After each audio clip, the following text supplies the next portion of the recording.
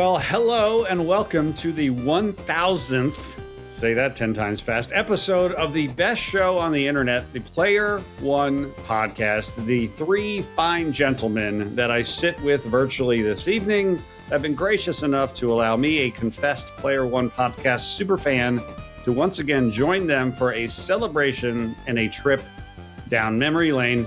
Now, everybody who's watching and listening already loves the show, and we love the show because these guys, they're our friends. We listen to them every week. We welcome them into our lives. We probably know these guys better than most people that we know in real life at this point. They don't lecture us. They're not shouting over each other. They're not giving us hot takes. They're not trying to influence us. They're just three good friends who make our lives better by doing this show. And we all hope they keep doing it for a long time. The Player One podcast has seen a lot over its 20 years. It's seen the fall of video game magazines, the rise and fall of video game websites, the shift to digital purchasing and storing of games, which CJ has championed since the days of the PSP Go. Basically, everything that these guys used to do, like work in a video games retail store or work for a video game magazine, it's all gone, long gone. And yet, this show thrives on as good or better than it's ever been, and we're all better for that. So congratulations to all of us for the Player One podcast, the 1000th episode. Let's introduce the crew.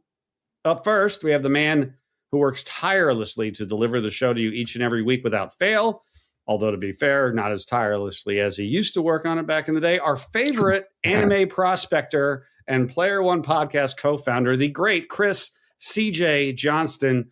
Chris, congratulations and welcome to your own show.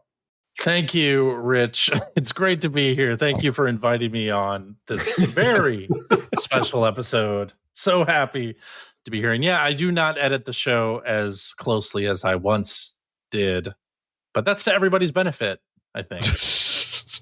Mostly mine. Mostly mine, though. Yes. But I mean, as someone who also used to edit podcasts, you get slicing and dicing up those things, man. Your eyes go cross-eyed. It can be too much. It's too much. Too much, exactly.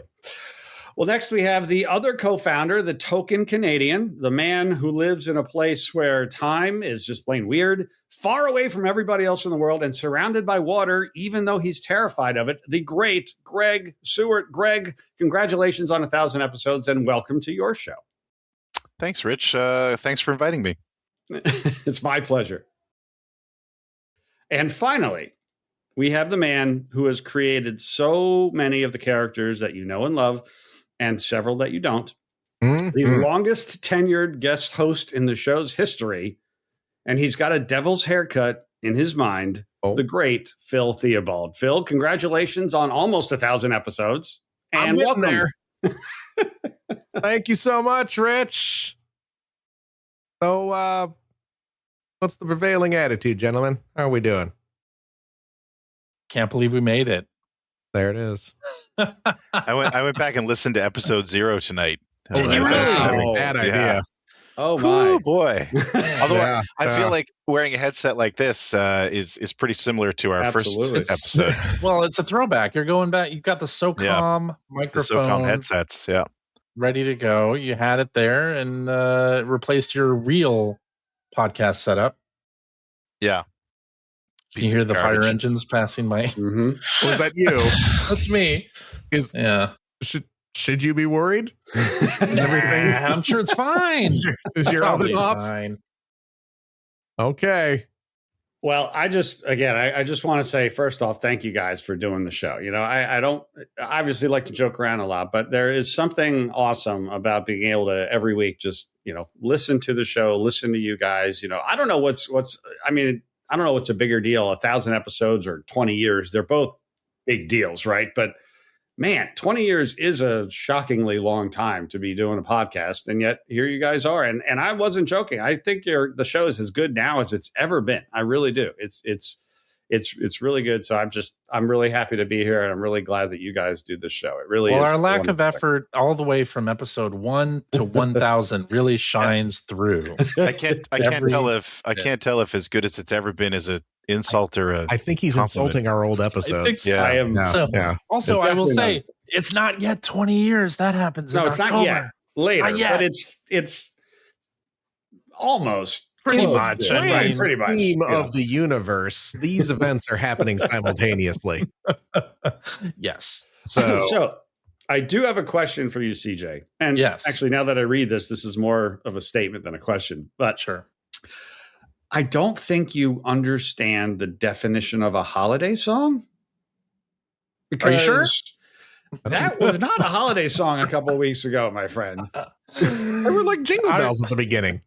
The first few bars started off very merry. Yeah.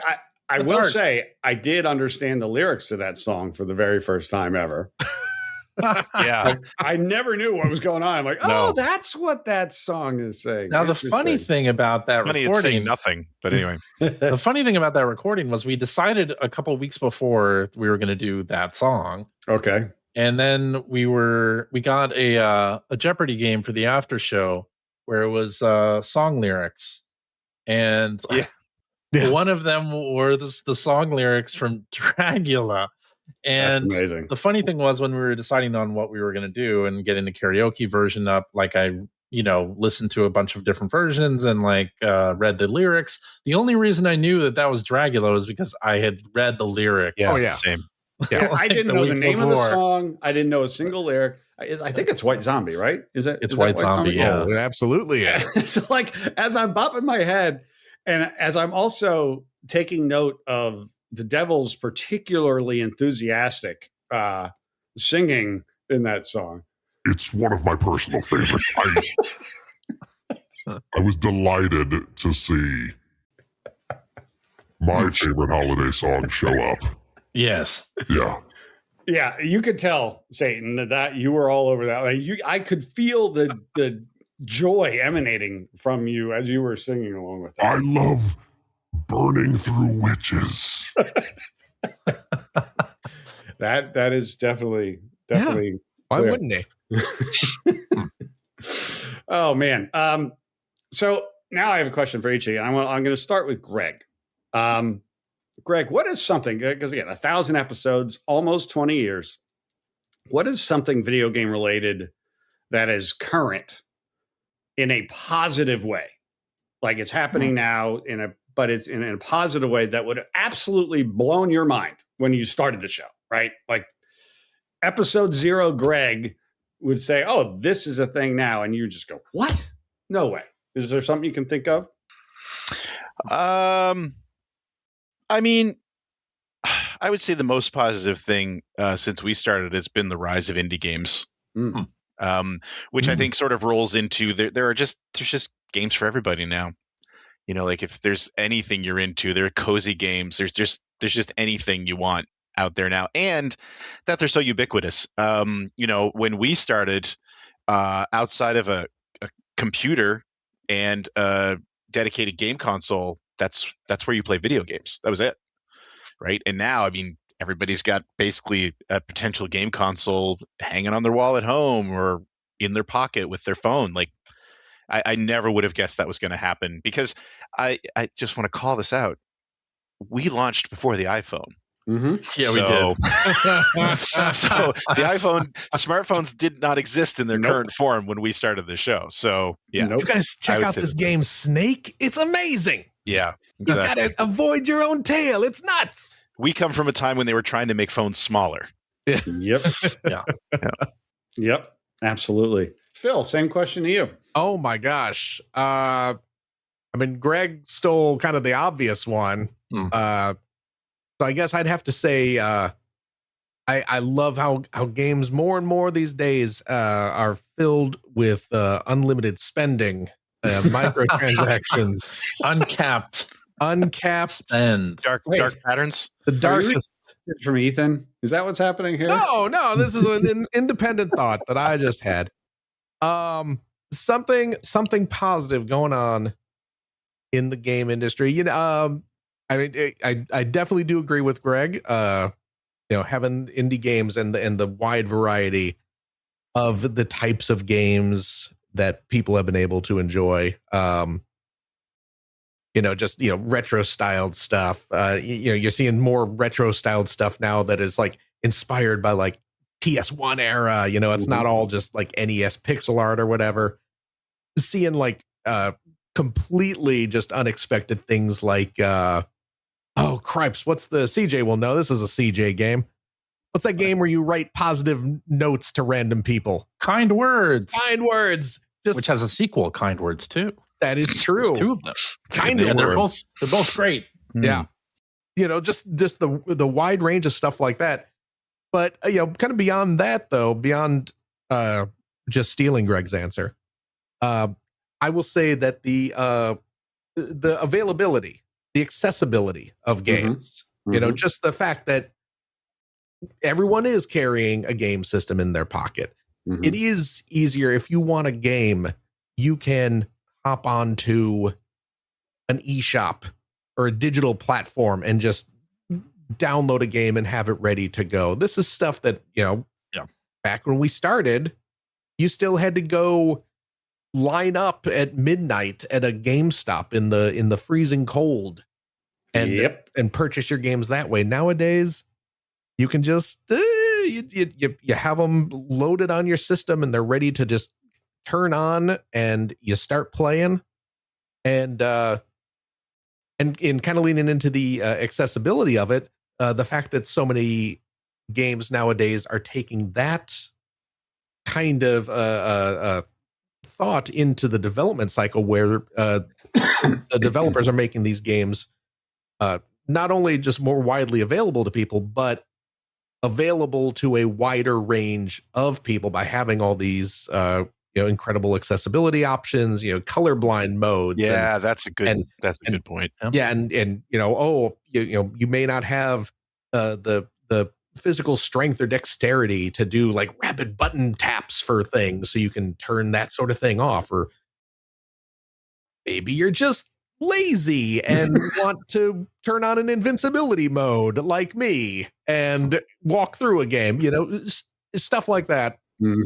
We've seen leaps and bounds of innovation and improvements in that type of space, and it delights me to see more and more companies embracing that kind of stuff. And I can only imagine it's going to continue in the future, and I hope that it does. Absolutely. CJ, same question to you. What would have blown your mind 20 years ago that's commonplace today in games? Man, I mean, Greg and Phil took all the good answers, so what the heck am I left with? It's going to be that you can play console quality video games and PC quality video games in a handheld and take it anywhere with you, not just on phone, right? But on the Steam Deck or the Switch 2. What was the handheld console? Where were we in the handheld console life cycle? We were in DS land. DS. Okay, DS. Yeah. So like DS a PlayStation portable. Not even 3DS at that point, Not right? even 3DS, no. Right. Nintendo DS. I don't even think, was the DSi a thing at that point? Oh, I don't know. Nope, it was not. Oh, might have just... I might have put together a list of a lot of the things that have happened since we started the show, but I'll share that at the end. Oh, look at you. Well, this is very exciting. I think that is my favorite thing, because now my list? can not your list. We haven't heard the list. It might be. Right. I'm continuing my train of thought here, where you can bring a handheld with you and play full console games. And it's a great thing to like go from the living room up to my bed with 3 handheld game systems and like lay them out on the bed and then just go from one to the other. Are you playing 3 handheld game systems at once? Evidently. Yes, Portal. Yes. My goodness. Steam Deck, Switch 2. Like, yeah. That's it's great. It's great. Love it. I always tell my son, who's now in college, so I get to tell him as much. You know what I'm talking about, Greg? Yeah. I tell him all the time, like, you don't understand, man. When I was your age, if I wanted to listen to music that I didn't already own, which, by the way, I had to save up for 6 months to buy an album. So if the album was bad, you just wanted to kill yourself. But like, I had to like just turn on the radio and I had to hope they would play something good, or I would have to, if God forbid I leave my house, I got to bring a device. You can just tap anything and listen to any song by any band ever for free. He just looks at me like, So Yeah. So what? You mean you have to call the radio station and ask somebody to play a song for you? What? Dang, bro, you're cooked. I'm like, my mind would have been blown by being able to, by what iTunes is or YouTube. But he's just, yeah, whatever. And that's fine. Being 18 years old, what are you going to do? You guys have been a trio now for longer than any of the fourth chair eras. We prefer throuple. We prefer threesome. Threesome, right. Okay, good. Got it. I was going to say triumvirate, actually. That was the first, but I should have probably done that one. So, and while those long gone trifecta, those long gone fourth chairs, may they rest in peace, while they were great, there's a real rhythm to the show. And there has been for a while, with the three of you. Do you guys agree? Like, boy, it took us a while, but like this threesome, throuple, triumvirate is really good. And or do you ever consider having a fourth chair again? Does it ever come up? Fuck no. Okay. Very good. No, I'm just kidding. Sorry. Wow. It just felt like the moment. CJ is the one who usually works blue. Yeah. I know. What's the deal with that? Thank goodness. It's hard enough to wrangle three people's schedules. That's the big thing. You add a fourth, especially at our advanced age, like it becomes difficult. Well, I mean, as an example, we recorded last week early because of my kids' hockey. We're recording this week early because of Phil. I think this week is Phil's trip, right? Yeah, I got it. And then next week, I'll be at a tournament on the weekend. Like and that's just three of us. Yeah, throw in a fourth adult. Although when we started. I'm sure we've talked about this. We varied our recording day. Yeah, it was in there between Thursday and Sunday, and it was just okay. When is everybody free? And then when we finally standardized it, okay, we're doing Sunday at 5:30. It made a lot of things easier. Typically, yes. Typically. Mm-hmm. Yeah. Mm-hmm. Yeah. It really struck me over the last few years, especially that the three of you really do. There's a rhythm, right? You listen to a lot of stuff and people are constantly, it drives me crazy. Like when they're talking over each other and on top of each other, and you guys really it's a good rhythm and it makes for a very pleasant listen. So we know each other's bodies. We did the work, Rich. Right. Look, 20 years is a long time. Yeah. I know it's not 20 years. Almost 20 years is a long time. You do get to know each other pretty well. Yeah. Yeah. And by the way, something else I want to thank you guys for. And I mean this, because when you do something a certain way for a certain number of years, that's just what you do. I want to thank you guys for making playing easy mode cool. Because when I tell you, I've been doing that for the last couple of years. Oh my God, it's so way to go. It's so good. Yeah. And I never would have done that. And then you guys made it cool. So thank you. I appreciate that. We normalized. I don't know if we made it cool. I don't know if we made it cool. But yeah, we normalized it. We just stopped caring. Yeah. And there's that too. Who knew all those accessibility features would be for us eventually? Yeah. When you work on a game, you can really push the accessibility features, make it easier. Turn off QuickTime events? Yeah, I'll turn off QuickTime events. That's great. Yeah. I want this to be like a Twitch stream that I pay money for. Mm-hmm. So there are a lot of traditions on the show. Obviously, the Game of the Year episodes, the post episode game shows that you do, the holiday songs, the hacker alias questions, to name just a few. CJ, is there any one of the traditions that the show has that is particularly meaningful to you? Oh man.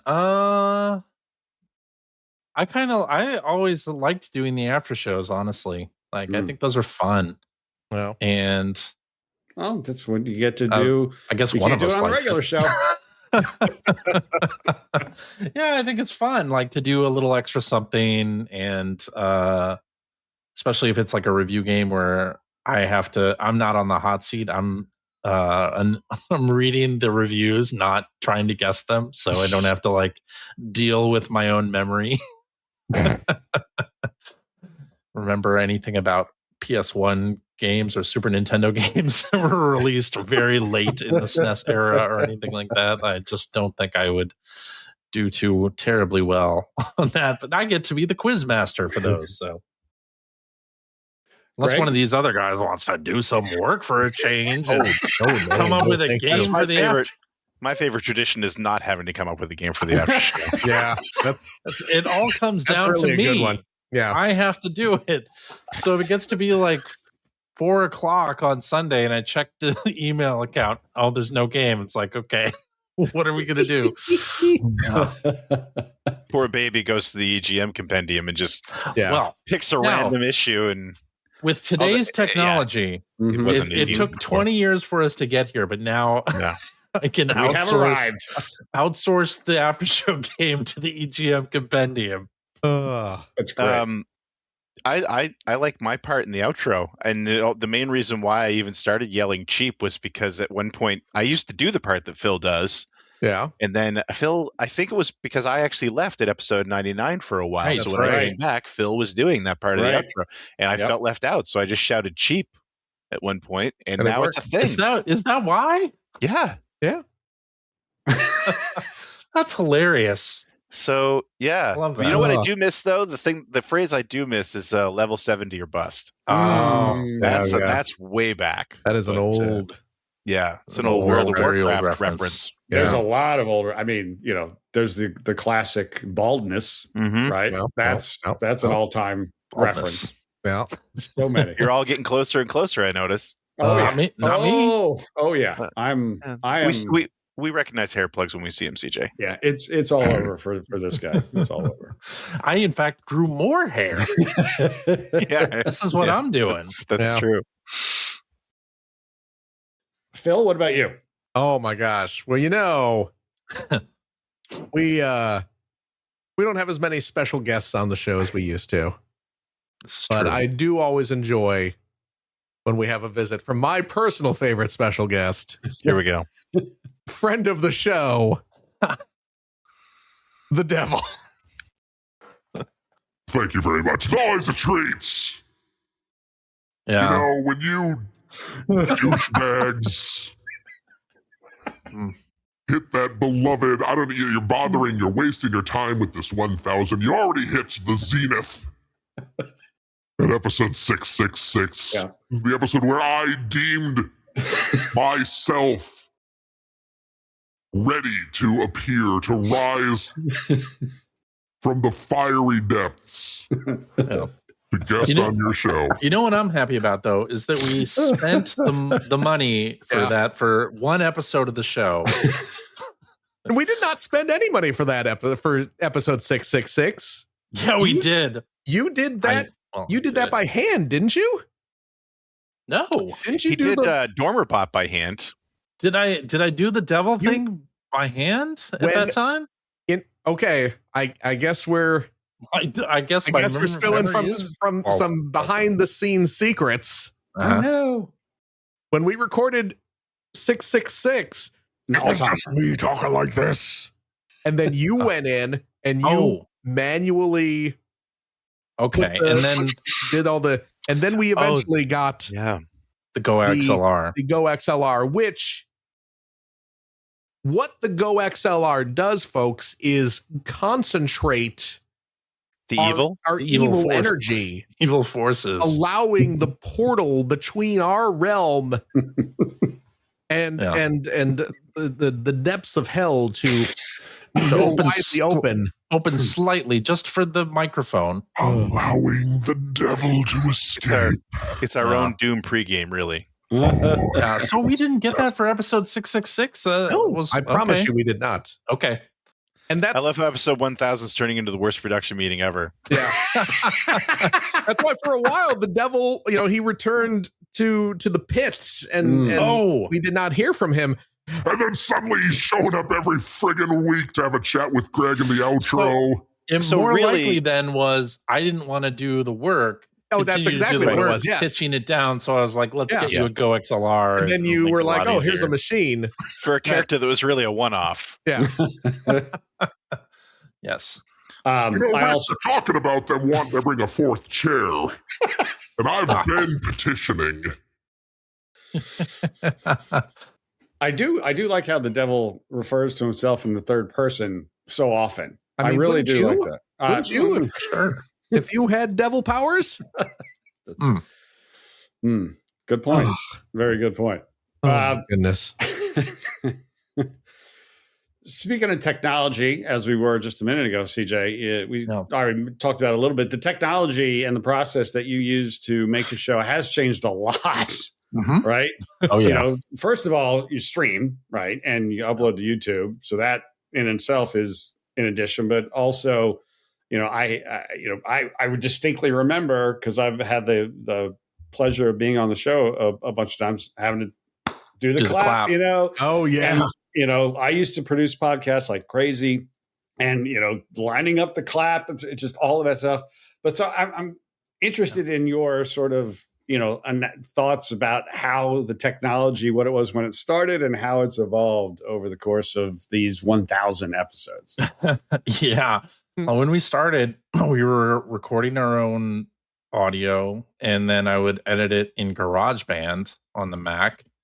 And then after a little while, I switched to Logic Pro, which is like the professional audio editing software. And I forget when we started doing video. I don't even remember how we did it exactly.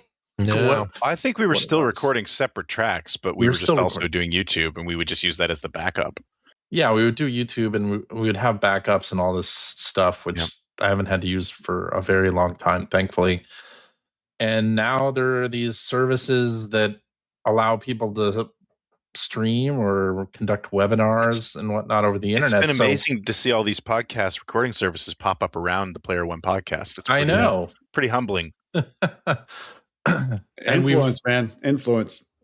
And it's great because now we don't have to do the clap, and I don't have to tell people to start a recording or whatever. Like, actually getting guests or a fourth chair would be super easy now, and we just don't do it. Just don't do it. I mean, having to collect, the wave files and convert them to AIFs or, audio bouncing, all that stuff. Don't have to do any of that. Long gone. Think of the past. I do use like some software to take out like breaths and things and normalize the audio between us, and then level everything, and then I edit on an iPad now. Oh God, that is such a CJ thing to do. Wasn't how it's always been, but there's a specific podcast editing tool that I use that's a piece of iPad software. So I use it. I use this tool called Ferrite that does a great job and has like all the features that I want. So it's great. But technology has gone way past what I thought we would get. It used to take me basically like a full day to edit the podcast. Now it takes me like 20 minutes. Yeah. I used to be using ChatGPT to come up with show titles for a little while. I used to outsource that to AI until AI started completely failing at it. And now I have to do it manually again. So technology is not quite there yet. They can't tell us what should we call this thing. Because I forget what the hell we talked about the minute we're done recording, which I'm sure is true for Greg and Phil as well. I remember everything. I usually have a list of like 15 viable episode titles that I've written down, and I keep offering them to you, and you're like, nope, I'm gonna let the robot do it. Put them in our Slack chat. Let's see it. Well, I don't have them with me. I didn't think so. So load these 1,000 episodes and 19 plus years. You guys must have had, I know you've had a lot of different interactions with the fans, right? Fans of the show and at different eras in time. I'm interested, what's some of your favorite memories of fan interactions, whether they're in person or whether they're, whatever they are. But I'm sure you all have had at least, more than a few of those. So I'm curious, and I'll start with you, Phil. Oh my gosh. Any fan interactions or, community interactions stand out? I mean, it is hard for me to go out in public these days. People are always like, "Oh, it's the Player One podcast guy. Do the funny voice. Do the Sam Raimi voice." And so it's hard. It's hard. Say the line, Bart. You know what? I actually have not had that many, like in-person interactions with fans. Like every now and again, and you know what? And I hesitate to even say fan. Good listener. No one's a fan of this. No one wants I'm to hear a this. confessed super fan. Me. When we were at PAX, like the one year when we were all at PAX, we were at PAX together like a couple different years. Yeah, but there was one, like someone actually recognized us, and we got to chat, and every now and again usually it's always when we're together, people will sometimes come up and chat with us, and everyone's always been very, very nice and stuff like that. Certainly chatting with people on social media and things like that is always great, and again, everyone's generally been very cool.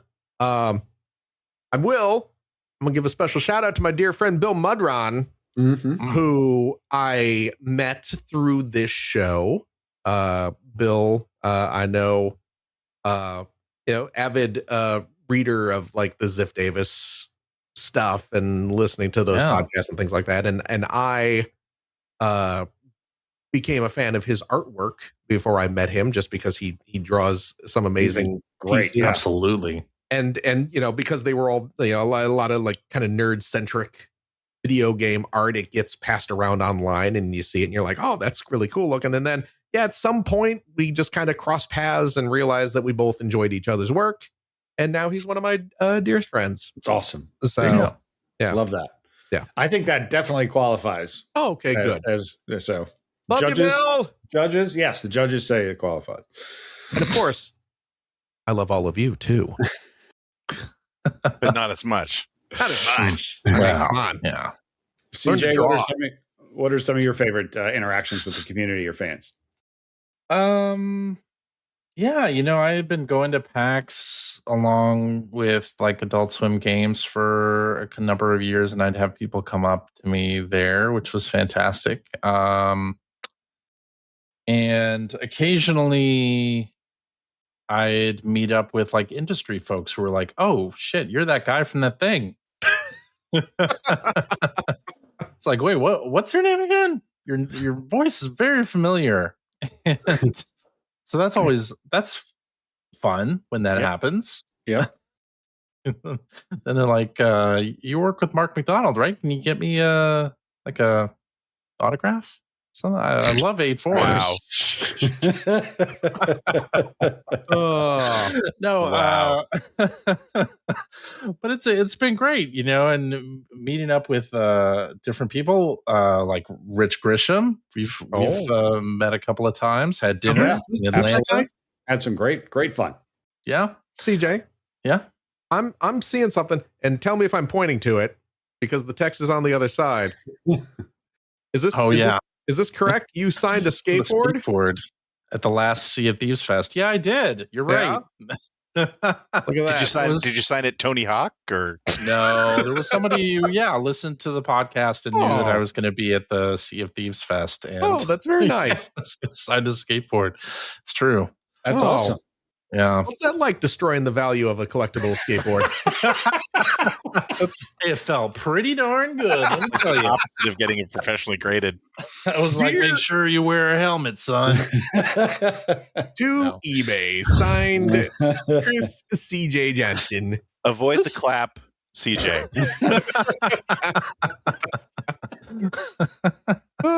Exactly. Hey, Greg, I'm sure you've had some memorable experiences with the fans in different ways. Any stand out to you? Yeah, I mean, for me, the big standout has to be being invited to Scoop Fest to do live recordings at Scoop Fest, and to meet people who I think there was a bit of crossover there. I mean, we were there basically because Paul Mattingly's a big fan. Paul Mattingly's an amazing guy, one of my favorite people. Absolutely. And he invited us there, but we got to make some new fans and meet some new fans, and I've got some really dear friends out of that. Yeah. Joey and Jessica, the Scoops, for sure. Yeah. I mean, to the point that they came here one year to do Extra Life with me, and I've been down to their place before. And Ben and Nancy Rivers, indie game developers in Toronto. Met them through the show as well. Wonderful people as well. And Alpha Tryon out there in Toronto is part of this group. So I mean, it's all about fan interaction for me. I mean, my favorite, my second favorite part. I love talking to these two knuckleheads every week. I mean, that's the reason we've been doing it for 20 years. But I love the community that's built up around it.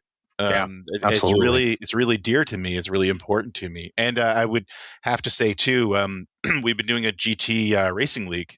Oh yeah, based on the show for 7 seasons now. We're in our 7th season right now, and that's an amazing core group of guys that I race with that I look forward to racing with every couple of weeks. Those seasons aren't just a couple of weeks long, right? They're months long. Right. We're going to March, so yeah, but it's great. I love it. I just love getting together and racing with them. The seasons are just an excuse to keep everybody sort of on a schedule to meet up and race. It's awesome. I love it so much. Oh, speaking of Paul, I gotta get in touch with Paul and get his opinion. As we record on January 22nd, the first trailer for the Masters of the Universe movie came out, and Paul is a huge Masters of the Universe fan. So I gotta get his thoughts on that. Heck yeah. Yeah. Oh my gosh. Very excited about that. Speaking of live shows, those were very memorable. And I wasn't able to be at either of the Vegas ones, but I'd like to think that I would be able to go to a future live show. I mean, obviously we're all in different time zones and different schedules and things like that. But I assume the answer is yes, that you guys would like to do a live show in the future. Do you think it could ever happen again? Absolutely. Yeah. Good. Never say never. Good. Yeah. Never say never. Would it be in Vegas again? Probably. Would we eat dinner in the dark again? Yeah. Yes. Hell yes.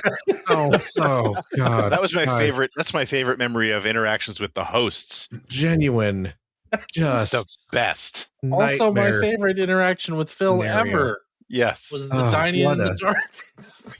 Genuine trauma. I think about that a lot. What? And for as genuinely traumatic as that was for me, and make no mistake, there's no gag on that. It was a nightmare for me. It was which I can step back and appreciate. It was great. Also very funny, but a genuine nightmare. But for as funny as torturing me was, my favorite bit of that whole thing was just the moment of silence and just Ethan saying, I dropped my fork. That was the best. It was such a like, I guess you don't have a fork anymore, man. I guess it's all finger food from here on out. Because you ain't getting that fork back. It is gone. It was great. Was that I think that might have been. It was one of the Scoop Fest, but I think that might have been the one where Mike Phillips actually drove to Vegas. Oh, that was right. And joined us on stage, which was great because that's. I mean, I love Mike. He's a fantastic guy. Oh yeah. And it was so great to finally meet him in person. And I wish we'd had the opportunity to meet him in person more often. Absolutely. But, I do miss Mike on the show. Yeah. We all miss Mike on the show. I mean, he's still with us, Mike Phillips. I said was, but no, absolutely. That was a wild era. The Mike Phillips experience was a wild era. And I mean that in every good way possible. But Mike definitely added some spice to the show in a way that was very unique to Mike Phillips. Yes, no absolutely. doubt about that. Yes. We hear about your kids all the time, obviously, because you guys, are just living your lives and we listen to it to the lens of video games. But, and those of us who are parents, I mean, I always get a kick out of, especially because my son is now, first year university. Greg talked about, your daughter and you didn't talk much about it, but I could tell you were going through some of the same things that I went through. And all of a sudden your kid goes away to college. It's very jarring It's very, very jarring. I look forward to CJ and Phil dealing with it. And so Greg, you're juggling 3 kids, including one in college, and CJ and Phil, like me, are just one and doneers. Yep. Do your kids ever listen to the show, and or have they ever gotten a sense of the community that you guys have all built? Phil, we'll start with you and Finn. Finn has better things to do than listen to the Player One podcast. This nonsense. Guarantee you that. No, he is not. I don't. I mean, he has not existed at a point where I wasn't doing this show. So this is just a regular part of his life where dad is out of commission for a couple hours every week to record his show and do his podcast. And I don't think he gets the scope of doing this for 1,000 episodes, because again, it's just kind of a commonplace thing for him. It's just one of dad's stupid hobbies that he has. I'm going to be up in my room playing my games while that happens, because that's more entertaining, is what he says. Right. Yeah. CJ, your daughter is, you talk about her a lot, and the games you play together and the stuff you watch together. So, we all get a kick out of that. And we've heard, and we know, like, sometimes she'll be listening to you when you're recording. Yeah, she watches the YouTube feed. Oh, she does. Okay, there you go. Cool. So she does have a sense of the show and the community to a good degree, then, I would think. Yeah, and like with Finn, like, she's never known a time where I haven't been doing this on Sunday nights at 5:30 specific time. So yeah, although I don't think she knows, like, that we have a community or that we have a Discord server with a bunch of people that also listen, and but that's fine. What about you, Greg? Oh, sorry. I don't know that you'll want to listen back to any of this nonsense. Greg, do your kids ever listen, or have they ever gotten a sense of the community in any way? I don't know that they've ever listened. They've gotten a sense of the community, again, as I mentioned, where I've had a couple people show up, from the community here. So I mean, they've like I said, the scoops. Unannounced? They've may had announced. No, that happened years ago, but not because of this show. Right. No, they do have a sense of that, and they don't listen, I don't think. I know that both my oldest daughter and my son have actually met people who knew that I did a podcast. Mm-hmm. And I mean, my son's sports teams, we actually, as a company, sponsor one of his sports teams every year. It's true, because of the Patreon funds. So they do have a sense of it, and it's funny. I'm going to get a little sentimental here, but I do think about this. I have thought about this. So I lost my dad 7 years ago, right around this time of year. Actually, it was January 7th, 7 years ago. And I was kind of thinking there one day recently in sort of a low moment where it's like, I'd love to hear his voice again. I don't have any real recordings of my dad's voice. And it kind of hit me. It's like, boy, my kids have way too many recordings of their dad's voice. But, it gives me a little bit of comfort. I kind of like that. And I hope that they think about that one day when I'm gone, if they're ever, if they ever want to hear that voice again, that there's going to be plenty of ways to do it. Stopped paying for the podcast hosting, and it'll just not be possible to listen to it. Download local versions, kids. Yeah. Yeah. Save early, YouTube, save often. Still YouTube, even if the podcast feed goes away. That's true. You're still out there. Until that dies off. By the way, there is a greater than 0% chance that, like, thousands of years from now, the Player One podcast feed will be, what is just how future civilizations come to understand video games, completely, right? It's possible. Yeah. It's not impossible. Could happen. I mean, could do worse. We've had religious figures on the show, so maybe the new civilization will be built around it. They'll really be talking about Pauly Shore's Yes.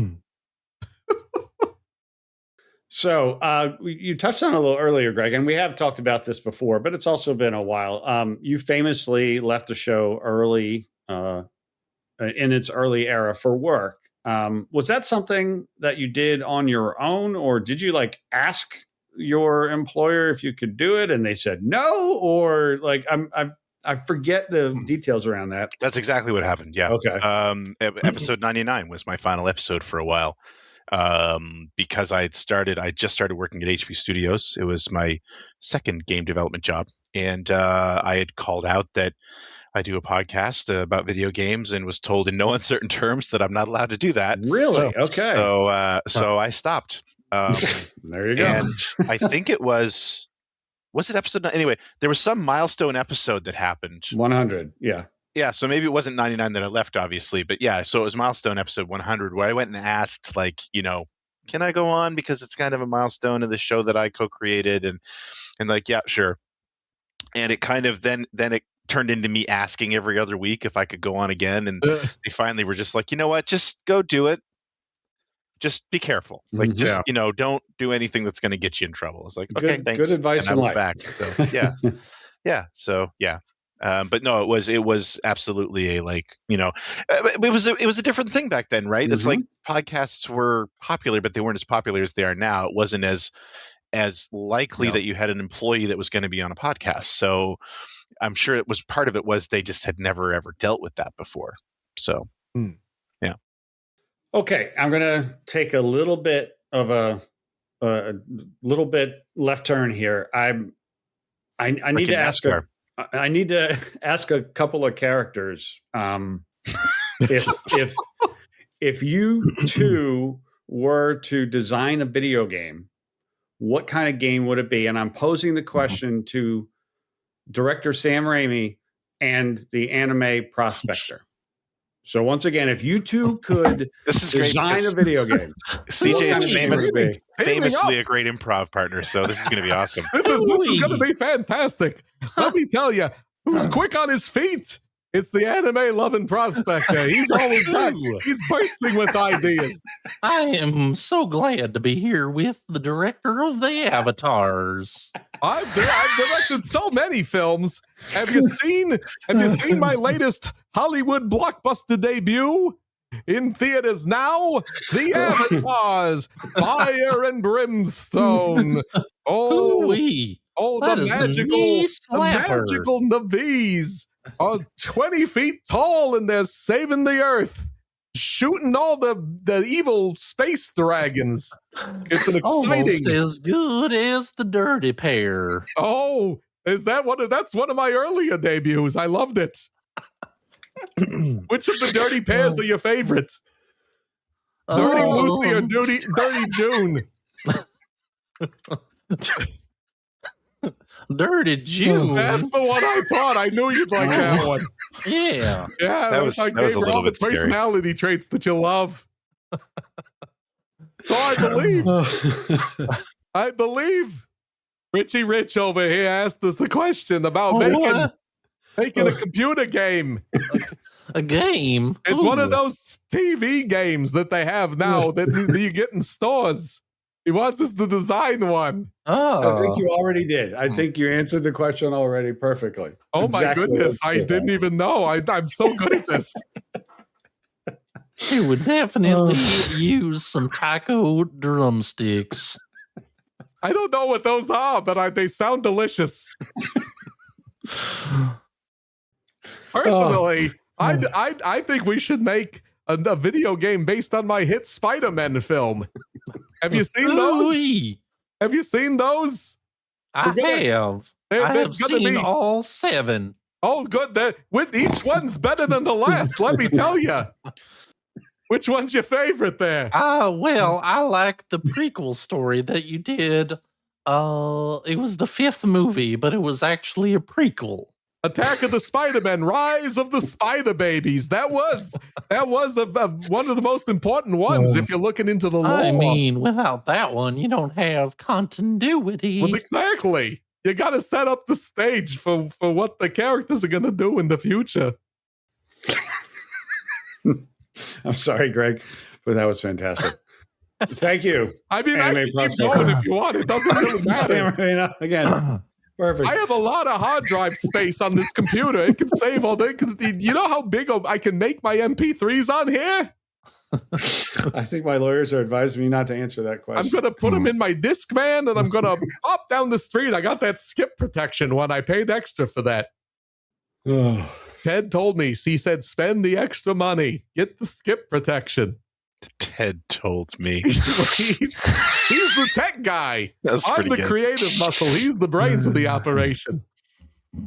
He's like, if you're going jogging and you want to listen to your MP3 videos on your Magic Box, you got to get the skip protection.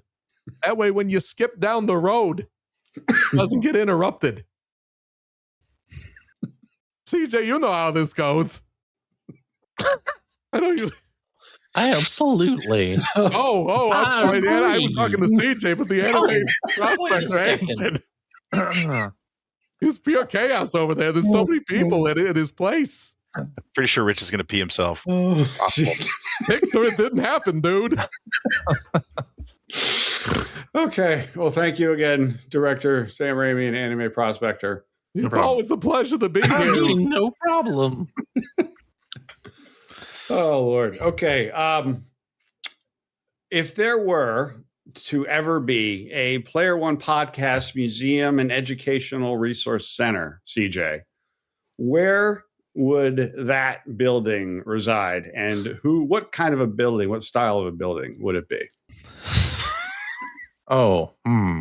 You're building your presidential library for the show.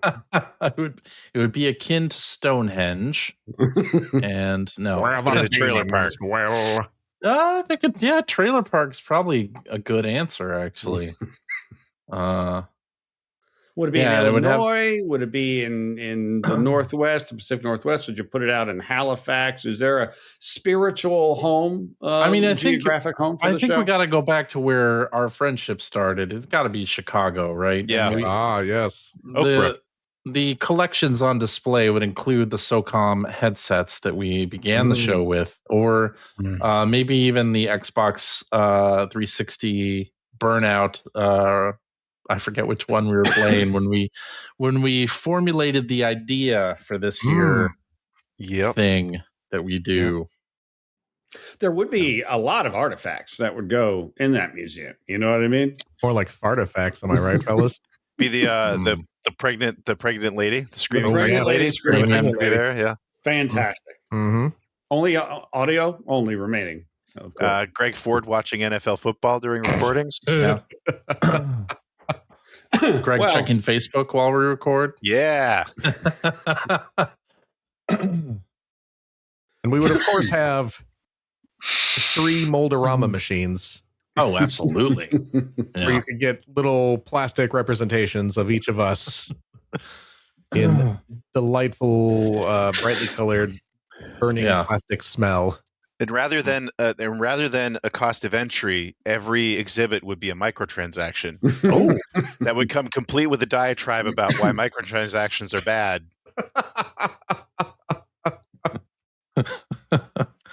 Mike Phillips in the Natural Harvest book. Yes, that's definitely an artifact. I mean, no doubt about it. Yeah. No doubt about it. It's a museum. You're going to have some sort of concession stand. True. And at lunch obviously would be served in the dark. Yes. Oh, yeah, naturally. No. I mean, that's a given. No. You never know who's you're going to get. Yeah. Natural Harvest Cafe. We've also famously done some shows at restaurants around the holidays way back in the day. Oh yeah, we did. Those were a lot of fun to listen to. Have you guys ever? CJ and Phil, I know you guys do sort of live in the same general area. Although, as Greg said, you still never see each other.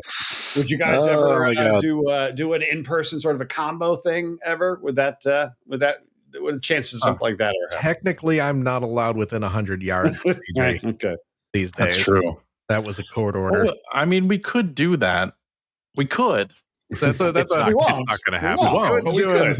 Right. Yeah. Heavy lifting. The next time we do that is going to be the next time I visit and we go get some Chicago style deep dish pizza. Oh, there we go. Because that is a tradition that we've not done since before COVID. But did we not do that last time you were here?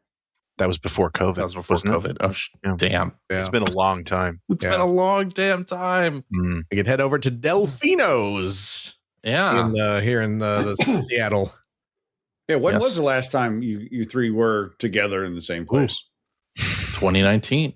Okay. Was it? Yeah. Yeah. It's been a while. West.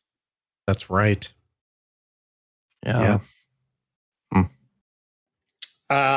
Greg, is there a genre of a game that you love now that you didn't when the show started, or maybe just didn't exist, and perhaps because it didn't exist, or perhaps because you just hadn't tried the right game as opposed to something else? Anything you can think of? I mean, I think this might be a little bit cheating a little bit because I loved point and click adventure games back in the day, but episodic adventure games, I would say, are the ones that, I mean, that kind of wasn't really a genre way back when, but with sort of the advent of Telltale and their game setup, I would say that's probably it. Because otherwise, I mean, if anything, the way my gaming habits have changed is playing everything on easy. And fewer RPGs. RPGs used to be my bread and butter, and I don't play. I do play. I have played more lately, but I don't play nearly as many as I used to. Who has the time? Yeah, it's true. What about you, Phil? Is there a genre or a type of game you love now that you didn't when the show started? I mean, these days I do enjoy the occasional good roguelite, which was not really something that existed in the state that it exists now. Right. Certainly we did not have games like my beloved Rogue Legacies or Dead Cells nigh 20 years ago. So that's probably the big one for me.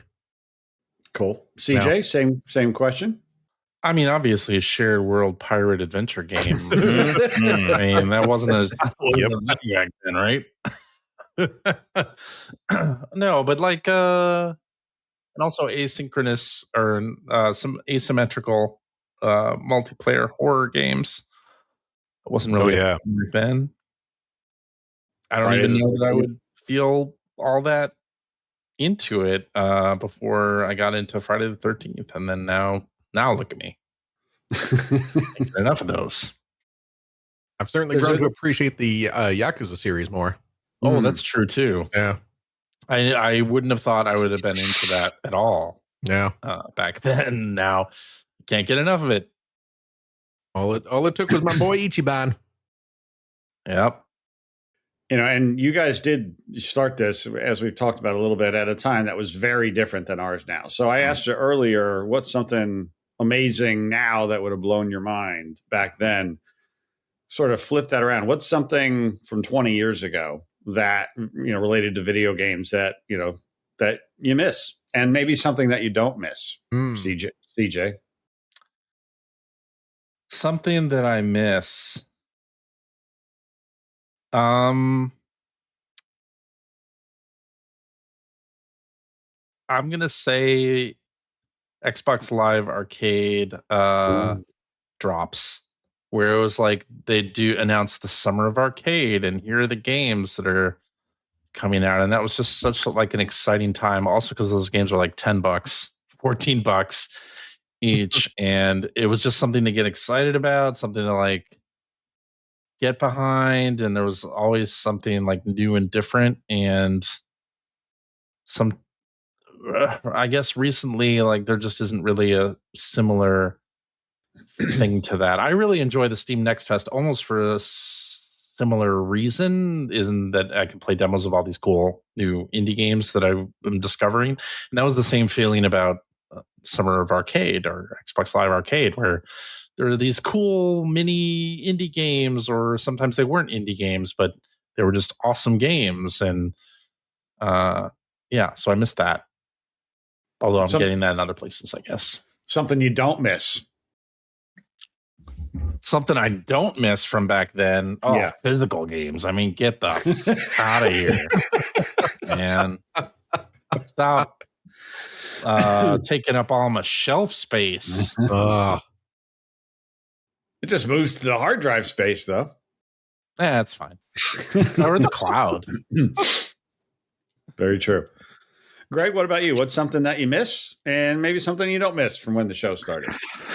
I think actually I'll go back to my original answer about sort of what's good about the game industry now, which is sort of how there are so many different genres. Games in general are so ubiquitous that just we have an insane number of releases, which is an objectively good thing. But we started during the first year of the Xbox 360. And what I miss is sort of the remnants of the monoculture that was happening, and the sort of community that we were getting on those always online, always connected consoles. And the 360 was really the first in the generation where that happened everywhere. And I miss going on and seeing people getting achievements and seeing, hey, CJ's playing. I'm going to say Dead Space, but that's not the one I'm thinking of. Catan, or CJ's playing. A bunch of my friends are playing the same game, so I want to play that game. And because the games industry has become so big, that doesn't really happen in that way anymore. I mean, it still happens within a small group of friends, a smaller group, but back then it felt like the wider community was sort of all shifting from one game to the next. That I really loved. That was a great moment in sort of gaming history. That I think we've kind of lost, which I miss. What was the second part of the question? What's something you don't miss? What was something? No, listen, trust me. I'm almost 50, man. Give me a break. What's something you don't miss from that was, a big part of just being a player of video games when you started the show? I kind of got to go with the same thing CJ said. I like the convenience of just being able to download something. Yes, it's not obviously as permanent as all that, although I find that I don't go back and replay. Like, I find now when I finish a game, I'm done. I don't really go back and replay too many different games. And I do like that, if a big game comes out, I don't need to go to the local EB and hope they have it in stock, or stand in line for a midnight launch or anything, which I have romantic memories of doing that, but really I don't want to do that ever again. So, sure. I think, I do like that digital's an option. I don't necessarily want to see physical games go away, but I haven't bought a physical game in a long time. Okay. And the last time that I stood on a line to buy a video game for a midnight, for like the midnight launch was Grand Theft Auto 5. Wow. And I said to myself while I was on that line, as I'm looking around, like, I should not be here. Right. Exactly. I don't miss that at all. Miss that at all. Phil, what's something you miss from when the show started and something that you don't? I miss physical games. I still buy physical games when I can. I do like owning a game that I purchase, and kind of to Greg's point, I don't necessarily go back and play a lot of games once I'm done with them. And if that's the case, I like being able to sell them off. I like being able to recoup some of that money, which you obviously cannot do with your digital games. Am I buying as many physical games as I used to? No. Right. No. But that's all. It's just me being choosier at this point, and less of me not wanting to. But what else is something I actually miss is being able to go buy retro games without the collector speculative market destroying everything. 20 years ago, if we wanted to play an old Super Nintendo game or a Genesis game, we could go to a retro game shop and you go in there with $50 and you come out with a handful of games and good games, you know, and that just doesn't happen anymore. You know, you cannot, you know, and it's a shame too, because there are all these great, you know, modern, you know, new versions of consoles, you know, analog and companies like that making all these kind of clone systems, these really high quality clone systems that are capable of playing original cartridges. And, you know, you kind of have to hope that you still have your collection of the original cartridges, because it's going to cost you an arm and a leg if you want to go pick up some of your favorite games from 20 years ago. So I do miss that. Something I don't miss from back in the day. Boy, there's got to be something, right? There doesn't have to be. I mean, have to be. You know what? And for as much as I go on about how I do enjoy getting the physical games and having that, I do still like it's a weird conundrum where I am like, oh, I love having the physical games, I love actually owning the games, but it is really nice to be able to just download a game and play it if I want to stream. Right, streaming's even, you know, they don't even have to empty the fridge. That is true. Yeah. So I guess I don't miss not having the option to purchase a game digitally. Is that working a roundabout way? I think the judges are saying, the judges giving a thumbs up. Close enough. Who cares? My gosh. Something that also, you know, it gets brought up on a regular basis just because it's a video game podcast, but you guys know a lot of people in the industry and, you know, are in the industry yourselves, and have been in and out of the industry, you know, professionally over the course of, you know, of the show. And, you know, these are people that you worked with at the magazine, you know, people that you work with now, you know, particularly CJ, right? You know, doing what you're doing with the company you're with. I'm curious if there's people that, you know, you knew from back in the day, right, when you were working at the magazine, and or even around the time that the podcast started, that you knew and they were just, you know, friends and people that you knew, and you look at their careers and you're like, wow, I knew that guy when, you know, he sat next to me. Like, is there any, Brian, you know, a lot of people, so I'm interested. Brian Intihar. Brian Intihar. Yeah. That's everybody's answer. Yeah. Brian, of course, we worked with at Ziff. He was on AGM, and nicest friggin' guy. Oh yeah. Just really, really cool guy. Everyone liked Brian, and now he's making amazing games. He's making amazing games. Yeah, some of certainly my favorite. And I think I'm pretty clear speaking for you too as well. Just some of our favorite games of these past couple generations. And all the way from Sunset Overdrive for me. Oh, there you go. Oh man, you loved that game from the beginning, CJ. I know. Yeah, I still enjoy that game. Yeah. What are some other folks that, you know, you knew and have come to know that you're like, wow, that's really interesting, impressive, you know, or I didn't see that coming. I know the guy who made Robot Unicorn Attack. Well, you know the producer of Robot Unicorn Attack. He helped make it. He helped make it. Greenlit it. Yeah. He helped make it. I did. That's true. Yeah, that's a big deal. Mm-hmm. That is a big deal. It is a big deal. That's a great game. It is a great game. Yeah. Who else? I mean, I think the A4 guys, I think, we worked with all those guys before A4 existed, and they've had their hands on so many big games over the years, and they've done such great work, right? Yep. And again, great group of people have done incredible work on some incredible games. Yeah, for sure. I mean, you know, we've worked with, I remember like Christian Nutt.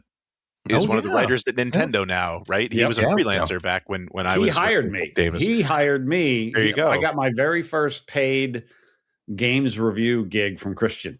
Oh, there nice. you go. Really? Right? Yep, nice. That's cool. Yeah, Games Radar. The 24 the game was the review. Nice. By the way. If any listeners out there do not know who Christian Nutt is, if you've ever seen the side talking meme, you know who Christian Nutt is. Right. Yeah. True. But I mean, like the dude. They're scattered all over the place. Dan Shu has gone on to work at some really crazy places, some great places. Crispin Boyer is a games writer for some pretty interesting games. Same as Joe Fielder. Yeah. I mean, there's just so many. There's so many. There are so many. And the surprising thing to me always is just thinking about how many people we knew back then that are still in it and just doing cool, crazy things. Yeah. And the Digital Eclipse guys. I mean, that place is overrun with old games journalists that we worked with or worked beside years ago, right? Yeah. And it's always great running into them at events too. Like, you're still here? Yep, you're still here. All right. And for as many, obviously we all started in the game press, and so many people we know expanded out from that.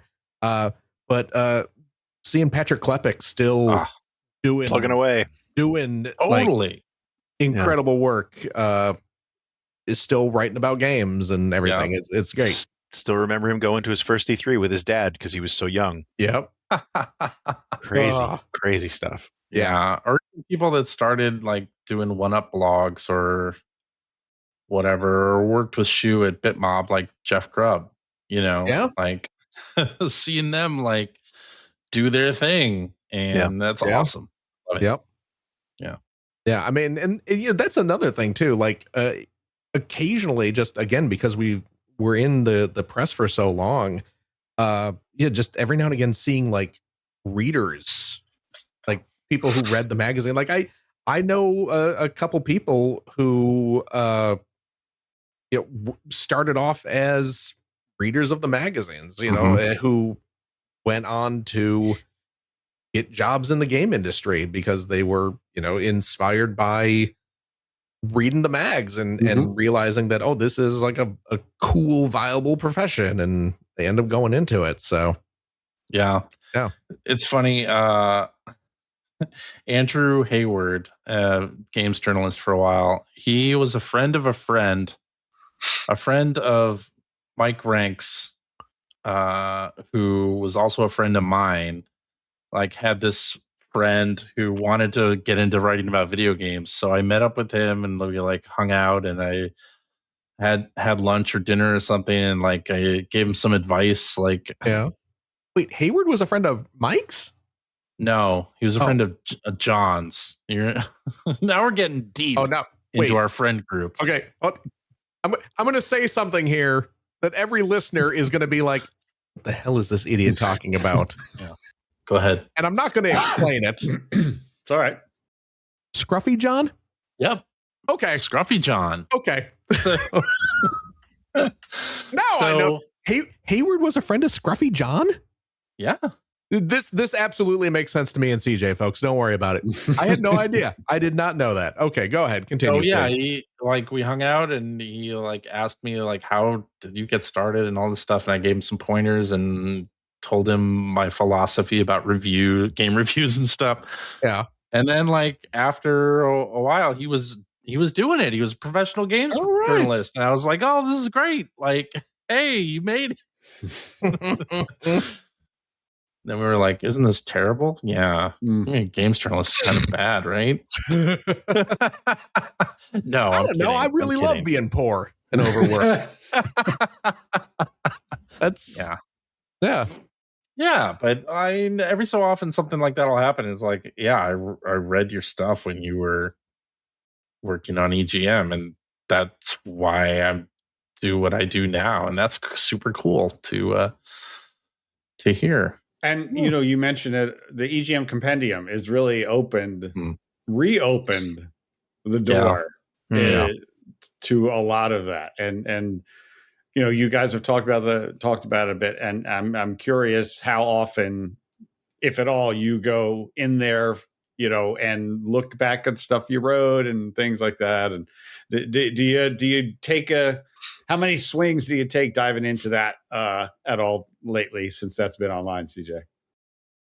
Never. Okay. I don't look at anything that I wrote. Okay. Greg? Yeah, I don't. I do every now and then. Yeah, with the digital collection online, I like to sift through old gaming magazines, not just the ones I wrote in, but all of them basically. And having something like that right at your fingertips, every now and then, it just sort of get it in my head. It's like, hey, I remember reviewing this game. I wonder what I wrote. And then I'm normally horrified by what I read, but I still, like to go back and take a look every now and then. Now, Phil, you're famous for not listening to the show or any other podcast, but do you go back into the archives and look at anything from back then? I made the mistake of rereading an old article I wrote once many years ago, and I promised myself I would never do that again. Exactly. No, that's a bad idea. I, like Greg, I do love looking at old mags. I will go back and occasionally browse through old video game magazines, but if it is something that I worked in, I will, avoid. Yeah, that it is. Oh, no. For various reasons, I have no interest in I like to think that I improve a little bit each time I write something new. But I have no interest in, it's bad. It's real bad. I know exactly. I hope people enjoy it. I think the EGM compendium is wonderful. It is incredible. Yeah. Oh yeah, that's great. Delighted it exists. I appreciate the just unthinkable amount of work that went into putting that together. And I again, delighted it exists as a resource. I wish a similar thing existed for every publication that has existed. I think the one for Sports Illustrated, which was amazing, just got shut down. Oh, really? I think so. I think I heard that. That's a shame.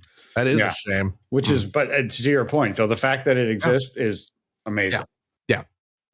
But no, I am not going to go in there and search for Phil Theobald. And you lived it.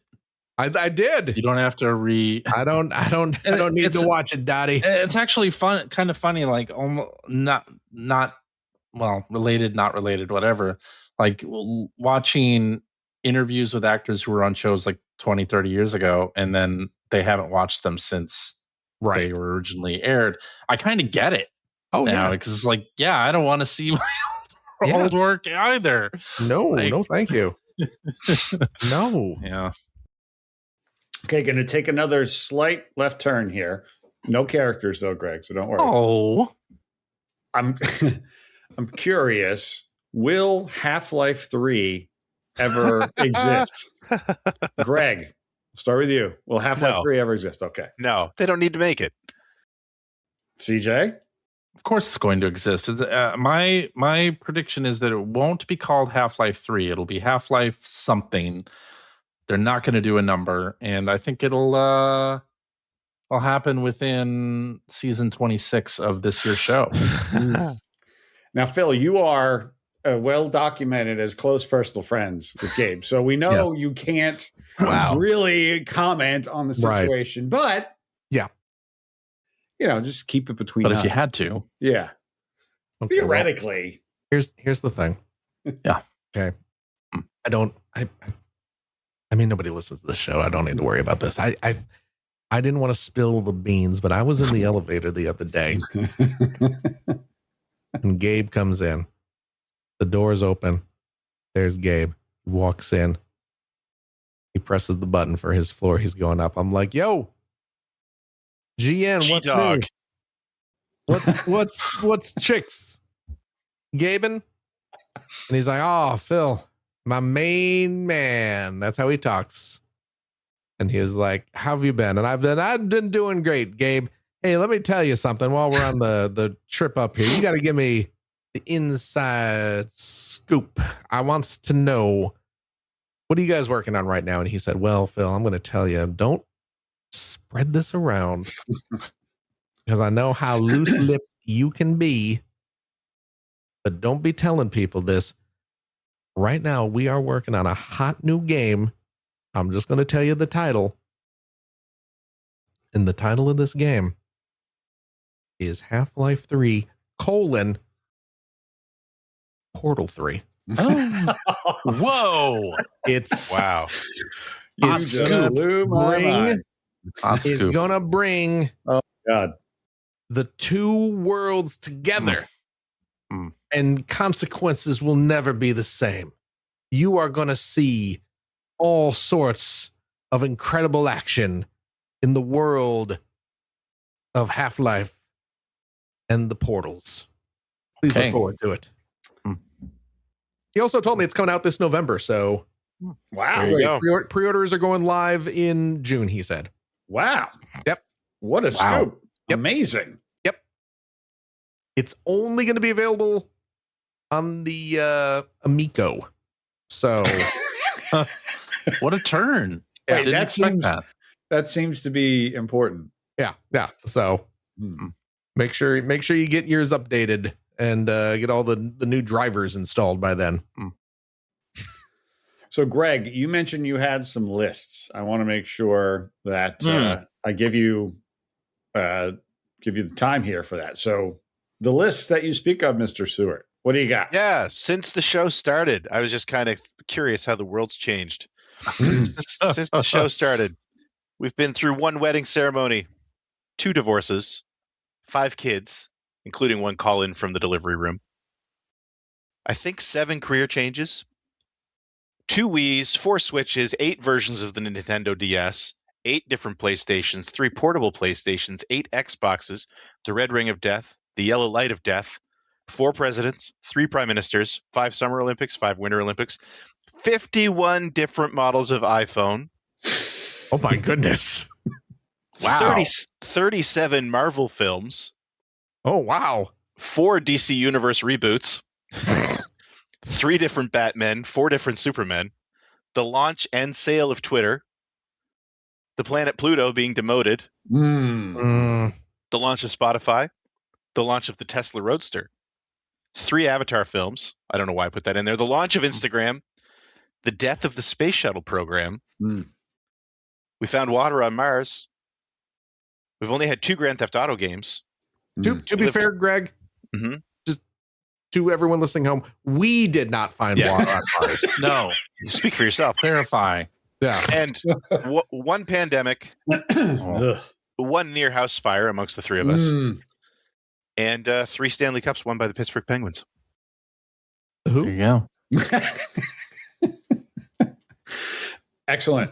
Must Very be a well Canada done. thing. That was beautiful. I think, gentlemen, and my favorite podcaster once told me on his podcast to keep it to a tight 90. So I am efforting to do that. So I think that was a great way to close it out. I just, once again, I want to say from myself and from all the fans, thank you guys. We love you guys. We love the show. We are better for you guys doing it. We appreciate it. And it's just awesome that we get to call you guys our friends. After 1,000 episodes, to be able to just continue to do this and listen to it and interact with you and hang out with you and play games with you and Crackwise and all of that good stuff. It's just awesome. So thank you. Thank you guys very much. Thank you for coming and doing this, you. Rich. And there's Yeah, one more thank number I you, forgot to Rich. mention. Someone in the chat just called that out. Over $100,000 raised for the IWK Children's Center here. in Amazing. Halifax. There you go. There you go. Holy cow. Seabake's Yes. in the chat. Our good buddy Seabake's here. Frenemy of the See show. that? All right. Yes. Hi, Seabake. So I think yeah. The Oh, yeah. other thing I just want to thank, I've been watching the chat as it goes here, and just want to thank everybody for joining us for this recording, and for even if you don't join us every week, for joining us tonight and saying hi. Like, thank you so much for that. And it does mean a lot that people listen to the show every week. I mean, that's kind of why we keep doing it. And it isn't just that now it's routine and we kind of have to. It's a little bit that. Although a little bit that. Yeah, of course. Yeah. Slightly that. But thank you everybody for joining us for however many episodes that you've been listening to us. Thank you. I hope this isn't your first episode. That'd be kind of confusing. Yes. But we can't wait to start the next season of this podcast, season 26, coming to a podcast client near you next week. Oh my gosh. Season 26, episode 1. Look for it. Very good. Well, on that note, I will turn it back to you, CJ, for you to do what you do so well for 1,000 episodes.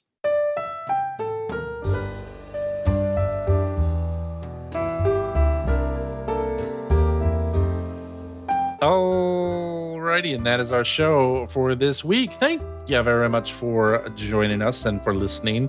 If you have a question about something you heard or would like to comment, you can direct that to @P1 Podcast on the Blue Skies, or you can go to our internet website at player1podcast.com. There you'll find our contact information.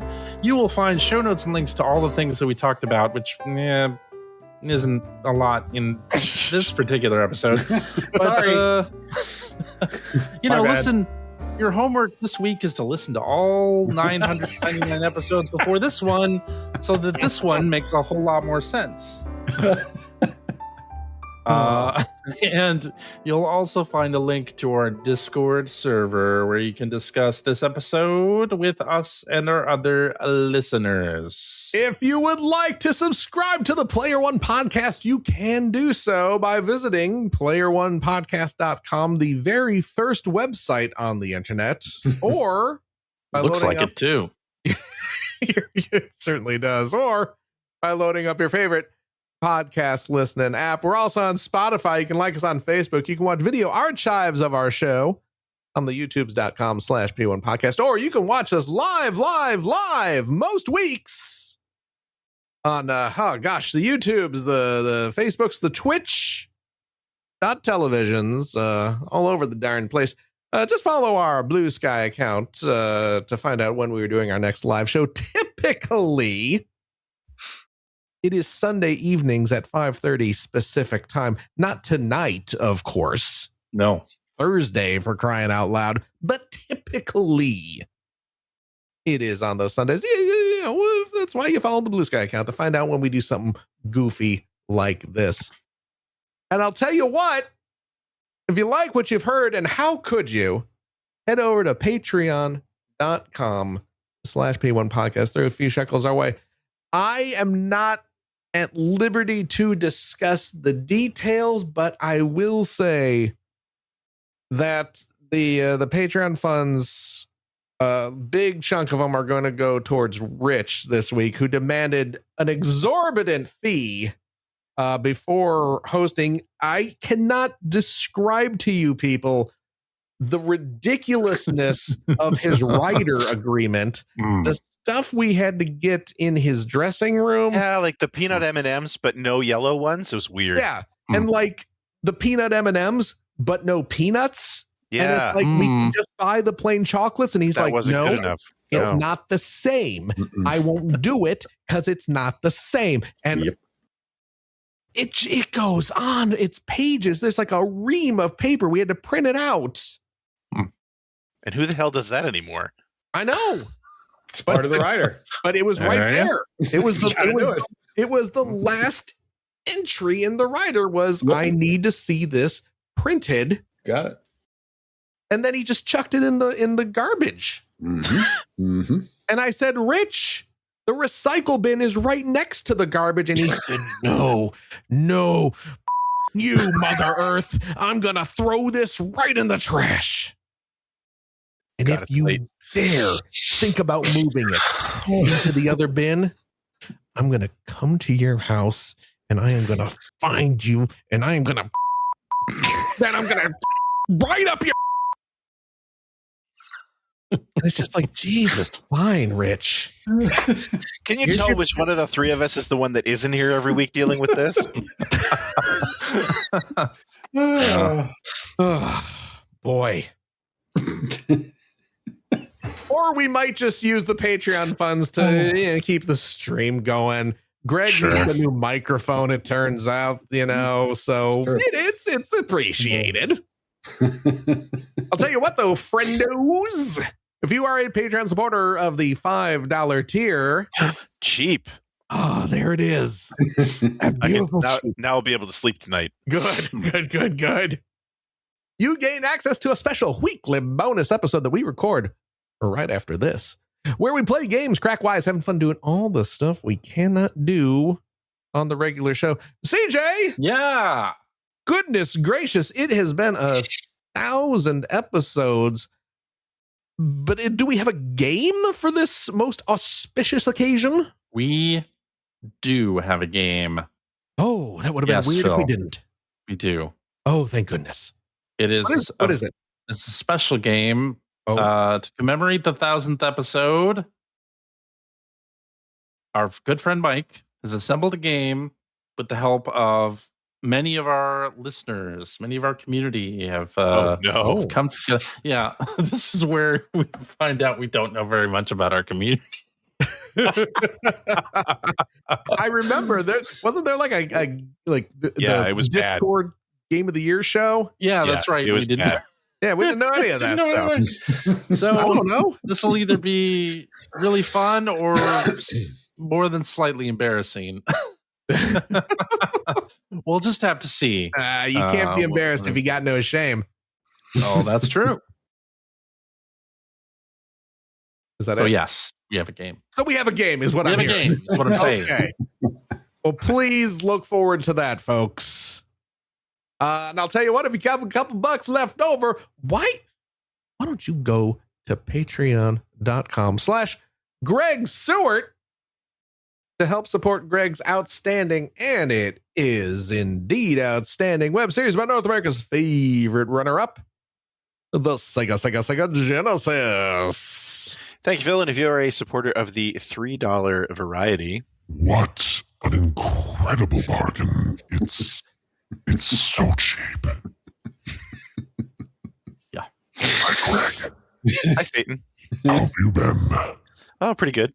I hope you're enjoying yourself this evening. Yeah, it's pretty good. 1,000th time. And what should I congratulate you on your 334th episode? Let's say this. Carry the one. Maybe. You get early access to all my videos on my YouTube channel. Please consider supporting. I really do appreciate it. Sounds like a great idea. I'm going to go do it right now. I can't actually. I'm already a patron. He already does. Yeah. Yeah, I'm already a patron of Generation 16. All the coolest people are. I would agree with that. Is that it? Is that it? That's finally it. We can finally stop doing this every week. Is that it, Rich? Oh, wait. Did I give away? No. What? Nothing. Okay. CJ. Yeah. Thank you very much. Thank you, Phil. Gregory. Yo. Thank you as well. Thank you, Philip. And a big old, super genuine, wonderful thank you once again to our dear friend Rich Grisham, who has come on here once again to serve as an amazing host. It is genuinely no gag on it, Rich, from the bottom of my heart. It's always a pleasure to see you. It's so nice to have you back. And thank you again for just being the coolest guy in town and treating us so kindly. You're welcome. Thank you. Oh.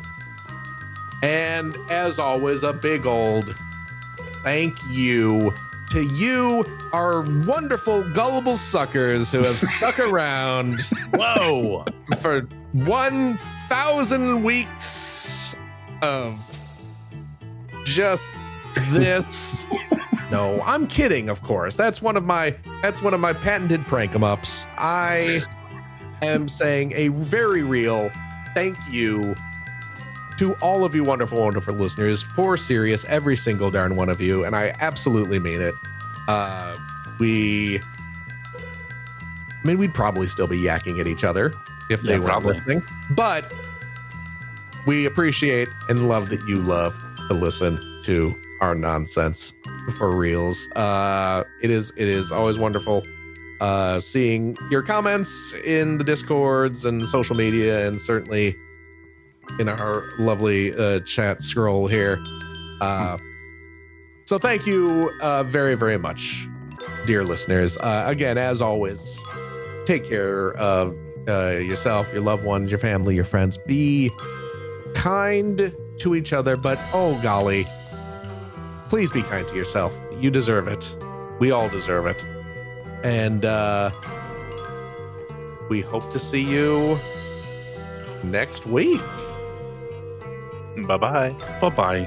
Goodbye.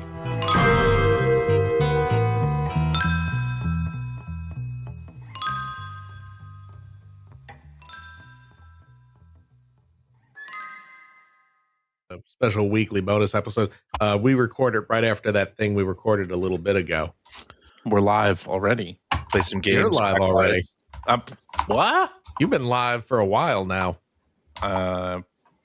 Yeah, many a year. Hello, everybody. It's the after show, and welcome to it. The after show of episode what? 1,000. Yes. 1,000. I can hear you typing, Rich. Oops. Told you I was procrastinating the work, and I wasn't procrastinating well enough. Who knew Rich was an angry typer? Oh, who knew? You damn mechanical keyboard. Some powerful sounding fingers. Dear editor, I was very cross when I read. Well, yes, we have a special guest, Rich Grisham, who just finished hosting our 1,000th episode, and it went very well. Thank you, Rich, for doing that once again. Yes. Right now, we're doing a listener submitted quiz. Our good friend Mike has assembled this quiz, taking the participation of a bunch of listeners of the show, and they have Mike has sent us this introduction to what we're about to endure. Okay. To commemorate the honestly really impressive feat of 1,000 podcasts, members of your community have joined together to deliver you this whopper of a post-show quiz to express to you their love for all you do. Though having read how difficult or obscure some of these questions are, I don't know how much they love you exactly. Oh, God. It's a big quiz with a lot of participants, so feel free to carve it up into two parts if you find yourself running low on time or low on an awake Greg. A big thank you to everyone who participated, but most of all, to the three of you for putting in so much time and energy into the show. To quote a wise man, keep. I mean, we really do appreciate it. Have fun. There you go. Aww. It is a Jeopardy quiz, and apparently it has a bunch of audio as well. So we'll find out what happens with that. Oh my God. Okay, so I'll read off the categories here. It is Conan's Strange SNES selections. These are members of our community, by the way. Yes. So Conan is a member of our Discord server. I believe all of the people here are Discord members. Then Casey Gregor's P1P podcast challenge. Okay. Helvita Shunden's console and computer conundrums. Mama Rath's also has a P1 podcast. Wait, P1P podcast challenge. There you go. Got it right. Yeah. First try. And she chose Kingdom Hearts. Good luck, everybody. Oh no. And Wanster told me he was doing fighting games, so here are Simpsons quotes or Simpsons questions. And then Space Admiral Oars' friendship challenge. Oh my. Okay. If the Kingdom Hearts questions are like, what is the name of the mouse character who appears in the game? I think we'll be okay. Minnie. Yeah. Oh wait, was it Minnie? Minnie was in it. Okay, see, She's also in it. I haven't played. So we start this after show as we do most after shows with our team name. What is our team name, gentlemen? We should be the Falcons. Falcons. Why? Falcons. Why? Because we've done 1,000 episodes now. Wait, is that I don't get it. Is that a thing? You guys are idiots. See, this is why.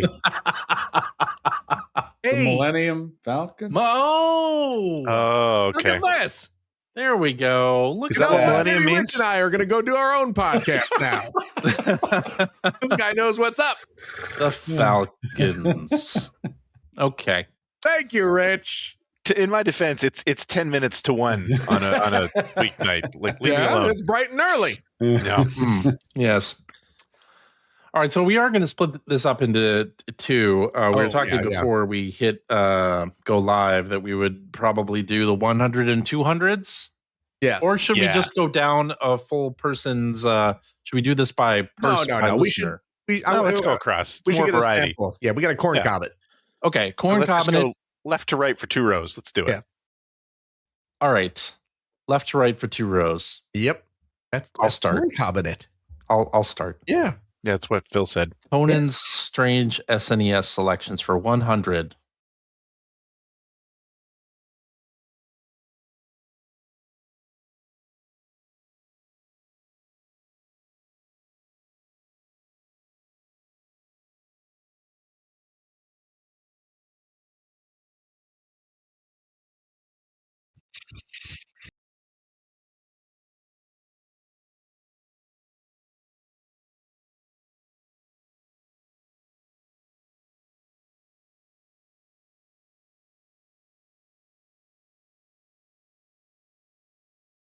Uh-huh.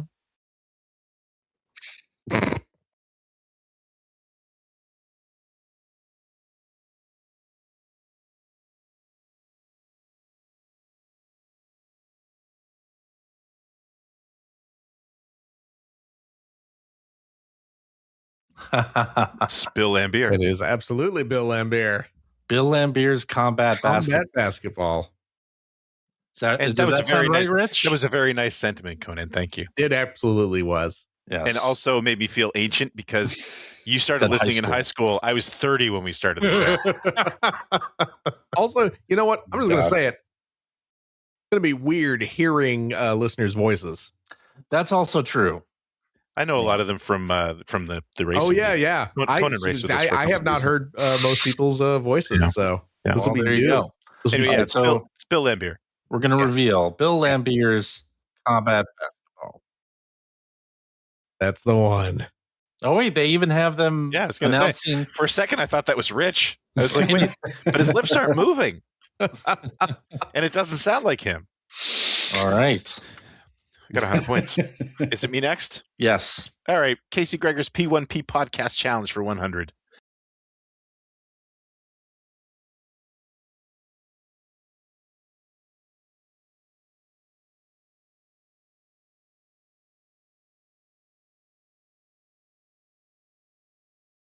Yeah.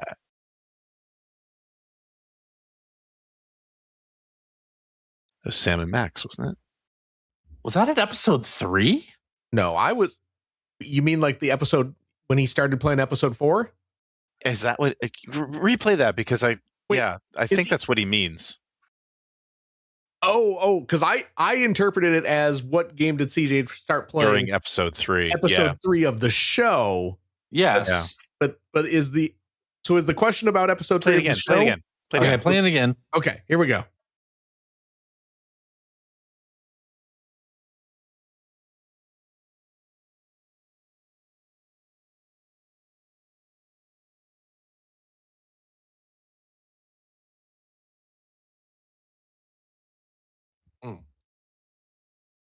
I think it was actually.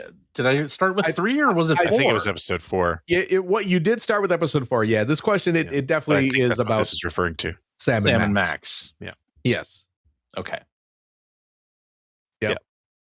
Sam and Max episode 3. It was not on the Wii. It was PC. And it was episode 4. Yeah, and it was episode 4. But we get it. Unless you he still went got the answer right. We got it right. Went back and actually listened to it, and we are just we've painted a different scenario over the years. It could be. Are you? We're old. We're wrong. Let us know if you actually fact checked that. Yeah, because I would be really curious. Because in my head, it's always been episode 4. In my head, it's always been episode 4 as well. So and that may have just been a virus that spread. Like one of us may have just said, no, it was episode 4, and everyone else is like, oh yeah, that sounds right. Could be. Human memory is not reliable. I don't know if you've noticed that. It's we're not. 200. We're at 200 points. We're at 200 points, and we're at me. Let's go with Helveticans. Helveticans. Helveticas. Console and computer conundrum. Or you can just say Thomas. That's his name. Oh. Thomas's. The console. Cheeky little tank engine? That's right. That's right. Okay.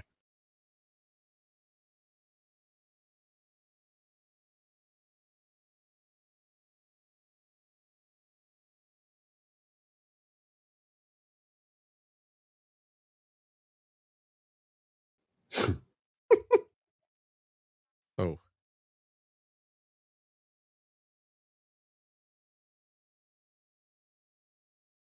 Oh, console model. Jump ahead. Jump ahead. That sounds very familiar. Oh, damn. Jump ahead. I don't like that this is the $100 question. Jump ahead.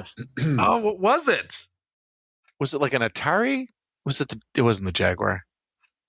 That was Do the Math. Yeah. No. Jump ahead. It's not like the 32X, is it? I don't think so. So. Jump ahead.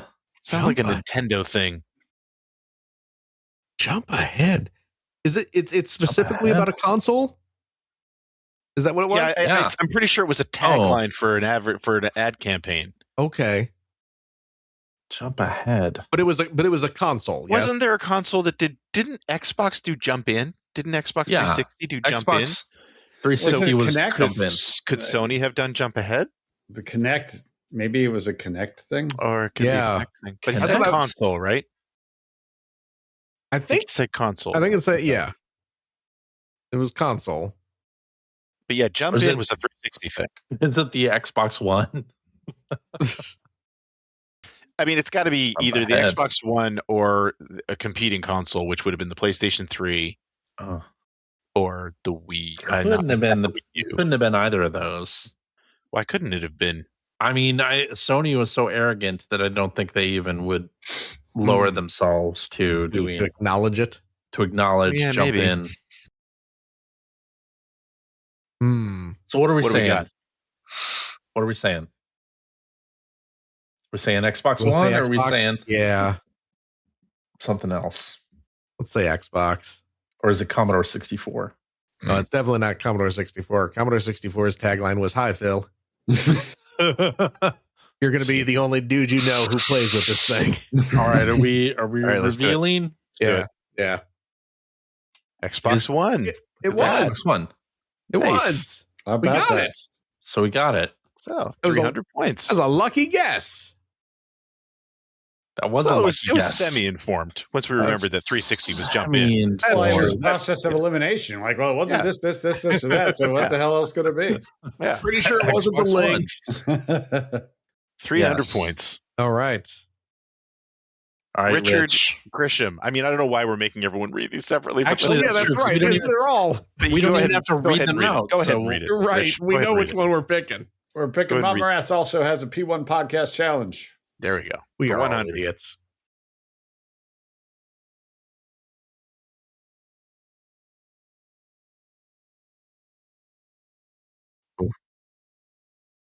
So are we.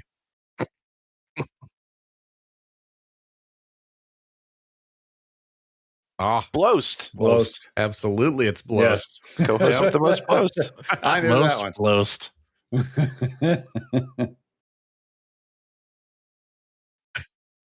Oh, wow.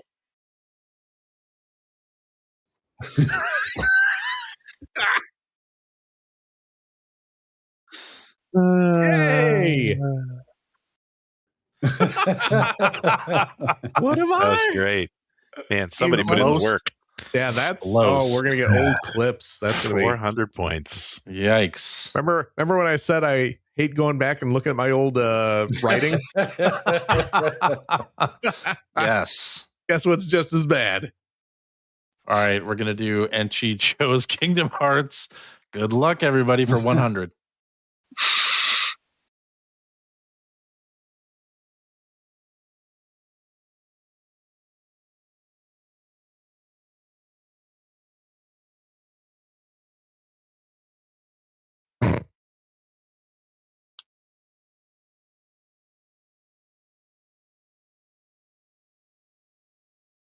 Wow. God damn it.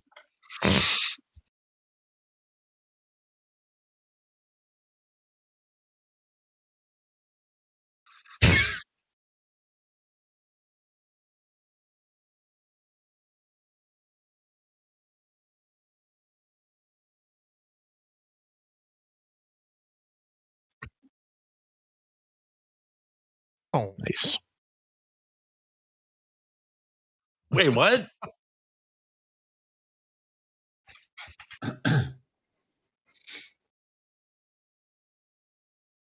It's awesome. oh.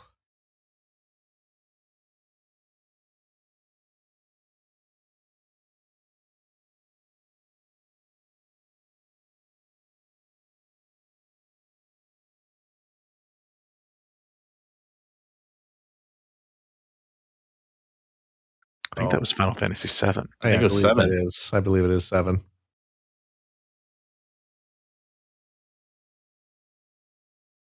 Oh, Of course. We didn't get that right. we didn't get that. No. Oh, we know. We know. Right. You know what? Yes, I should have known that because I've been watching Final Fantasy retrospective by Andrew Blewett is his name, and they're fantastic. And I remember hearing all about that. But those videos are also like 6 hours long, so I forgot that part. We're There you down to go. 300 points. Okay. All right. Okay. Watster told me he was doing fighting games, so here are Simpsons questions for 100.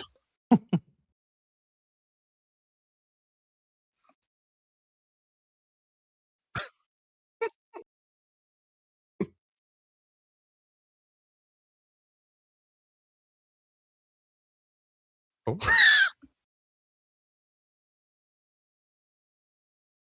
Oh, That's Noiseland.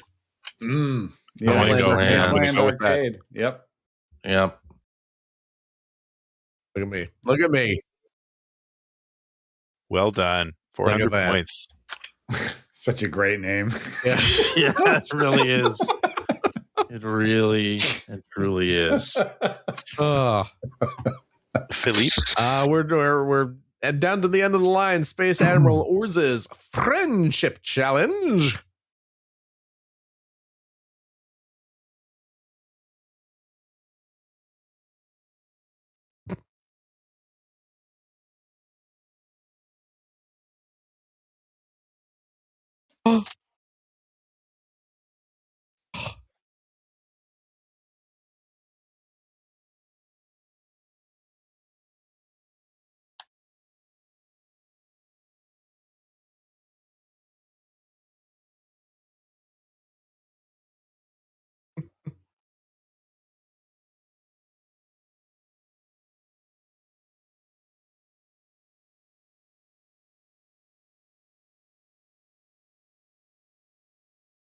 Uh-oh.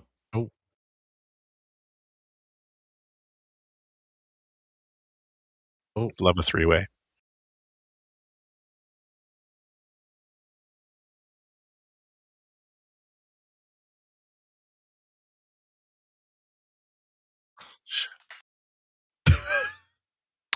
I think CJ's was Silent Hill F, wasn't it?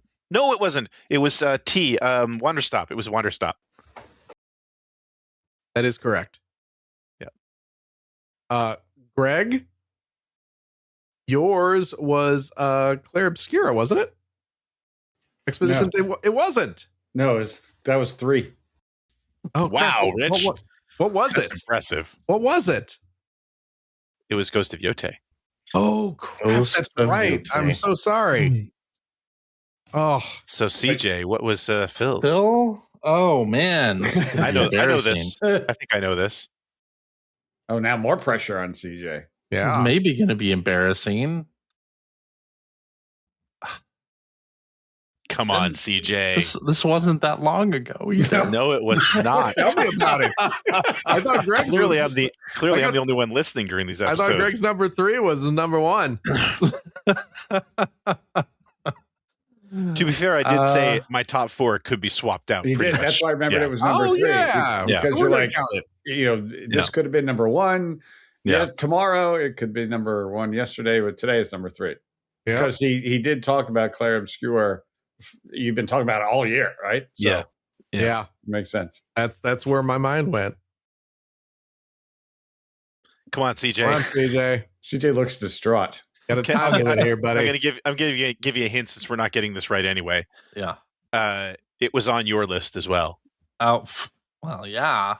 I narrowed it down to 2 things that are both on my list as well. Oh. I'm gonna say Donkey Kong Bonanza. You're wrong. That was Pirate Yakuza. It was Pirate Yakuza. I don't know if you noticed, I'm wearing my Pirate Yakuza shirt today. I did.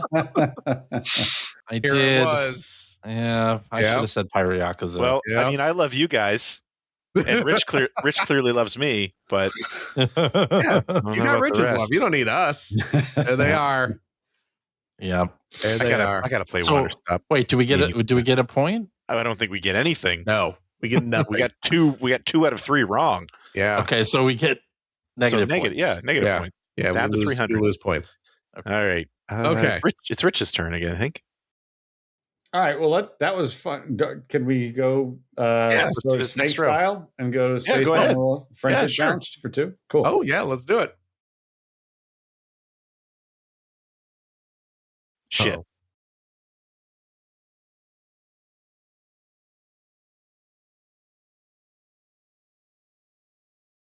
That's Stunt FX, isn't it? Stunt Tracks? Stunt Race FX. Stunt Race FX. Yes. Stunt Race FX. Wow, I was going to be really disappointed in both. Everybody knows that. Stunt tracks. Stunt.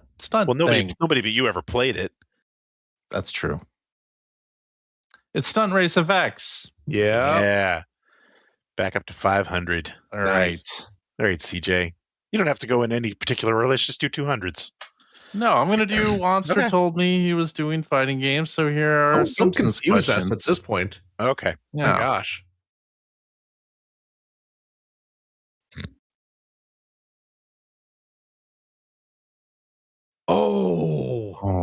Oh, crap. Is this an actual game or is this something you did in the show? No, They did in the show. Yeah, they're playing the game. Escape from Death Row. Oh, God. What was I don't it remember supposed this. to do? Oh, man. Escape from Death Row. Yeah, the game. I can picture it. Yeah, it's the game's called Escape from Death Row, and it's, You have to bribe somebody. Maybe. I cannot read. I am not going to be able to remember. I can't remember. I thought it was bribe the. Let's say it. Yeah, Say it. Bribe the sheriff. The warden, right? Yeah. Yeah. Bribe the warden. There you go. That's our Bribe answer. the warden.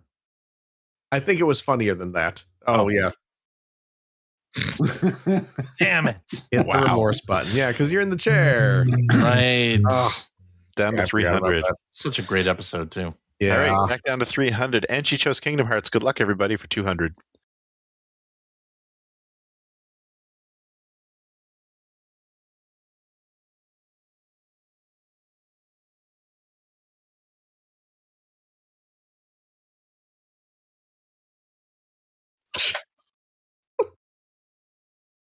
Oh my God.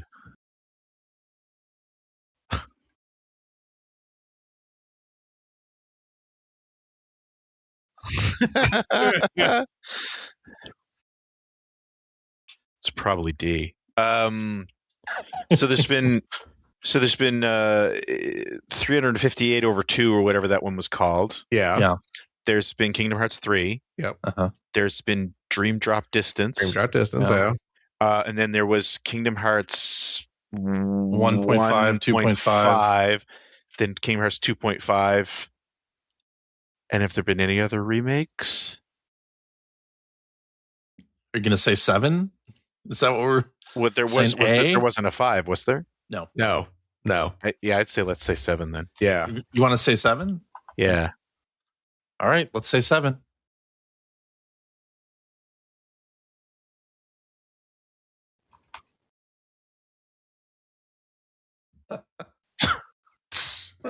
So we guessed A. Yeah, we guessed the only one that was wrong. We got the one wrong.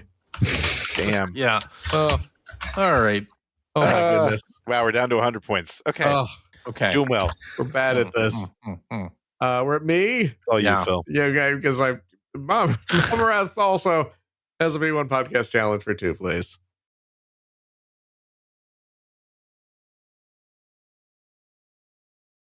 Oh, damn. Oh my God. This is now the funny thing is I try to not have this happen. Yeah. That's why it should stick in your memory.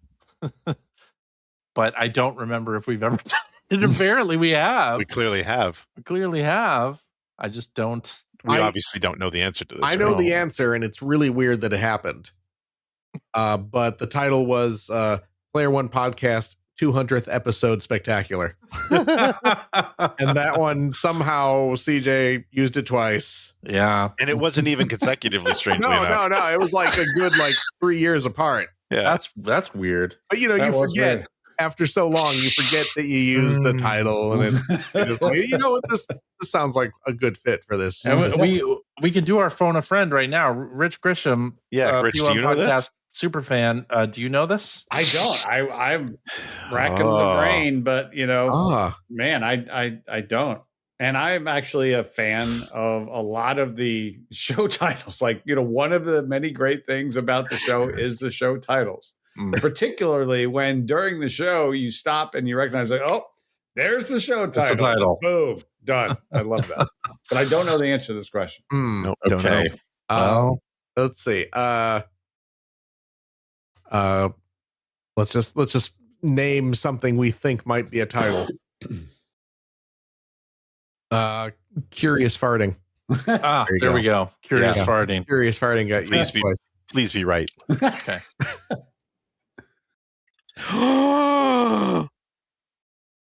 Wait, what?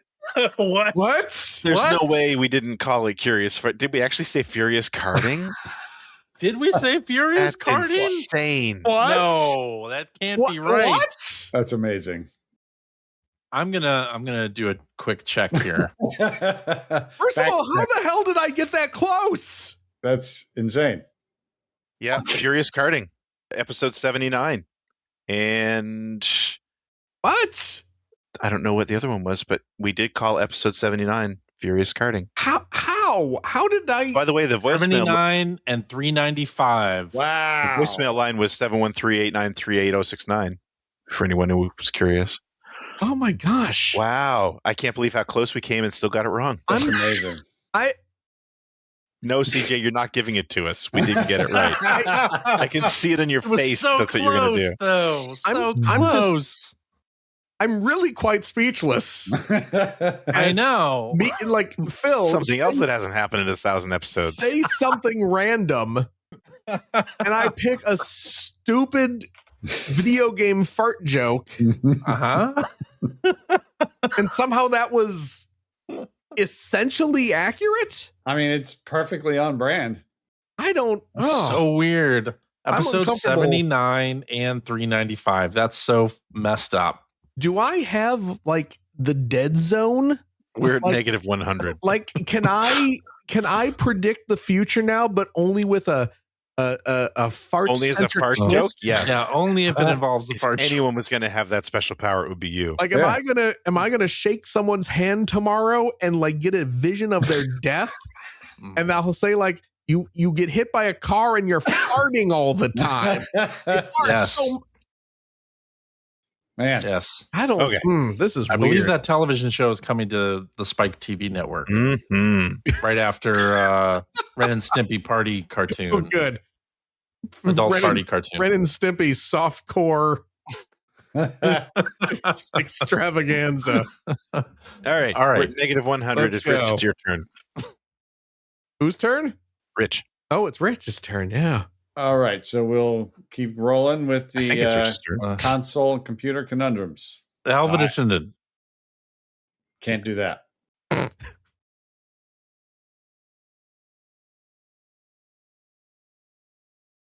Who are you? Oh, that was a Nintendo one, right? Was it? I want to say, wasn't there an old Nintendo ad campaign where it was like photos of Yes. people, Yes. and they had like Mario, like it looked like they tore Mario's head out of a magazine and taped it over their face. And there was like a whole range of ads with just like Nintendo characters pasted over photographs of people, and it was like, who are you? And did he say Okay. this was a launch? Yeah. You want to hear it again? Yeah. Yeah, why not? Oh.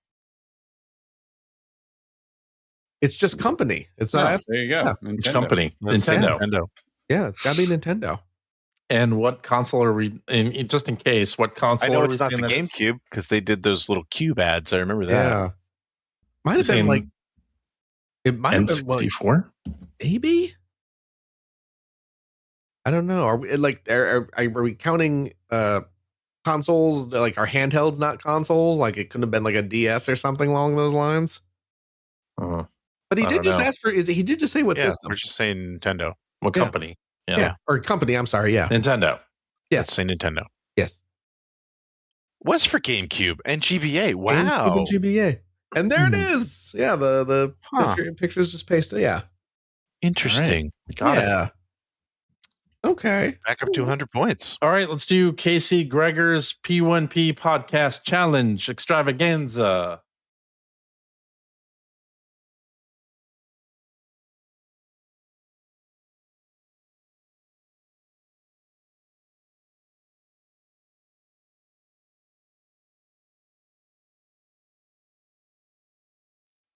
Oh. I don't It know. was a this one. year-end award episode. I remember that Oh, that's Was it? right. It was. because Dormer didn't join us at the last minute, and so we decided we put Dormerbot in instead. Yeah. Okay. And then we picked the worst games we could think of. Yeah, you're right. It has to be somewhere in the 60s, right? Then I don't remember. around that time, like 50, late 50s, early 60s. I don't know, though. Maybe early 70s. Well, hey, we started in October. October, Yeah. so So we had 8 I'm not going to be able to do that in math. about 10 weeks plus 52. Yeah. So 60. Yeah. So that puts you in the 60s. Yeah, Really? Was it really within our first year and a half? it would have been. Yeah. Okay. Well, let's say Maybe? 60. Yeah, because What are we Dormer had stopped coming around by like episode 80. Let's say 61. Oh, you know What? You know what? I'm thinking 6, 7. Wow. If it is actually 667, I'm disconnecting. I'm doing the hand things, folks. I'm doing the 6, 7 hand things. Are we saying I think it's like 63. Rich, I'm curious. You've only got one kid, and he's away at college. Do you even know what 6'7" is? I do. My wife is a teacher. Oh yeah, yeah, okay. yeah. You All right. definitely know that. Yep. We Yep. a few days We're ago at work, me and a couple of my work buddies were out. We went to McDonald's, and we heard a genuine 6, 7 from a kid in the restaurant. I Oh hear my it every God. day. Every single day. And yeah, and I was just delighted. It was so wonderful. It made me so happy. But what I do appreciate, go- Greg, that you do understand just how out of touch I have become with a lot of things, though, as I've gotten older. Yeah. It's kind of nice, frankly. I imagine it is. I can't wait. It's kind of nice. Oh. You want to split the difference and say episode 62? Sure. Okay. I said 61, but yeah, let's do I it. said 63. Okay. Oh my I said 62. 61. Split the 62. difference. Guys, stop fighting amongst ourselves. 62. That's what they want. 62. Holy shit. What great partnership. Great teamwork. Wow. Look at this. Internet That's high wild. five. Look Boom. at that. That's Holy awesome. cow. We figured it out. What a trip. 300 points. All right, let's do the last one for tonight. Conan's Strange Super Nintendo selections for 200.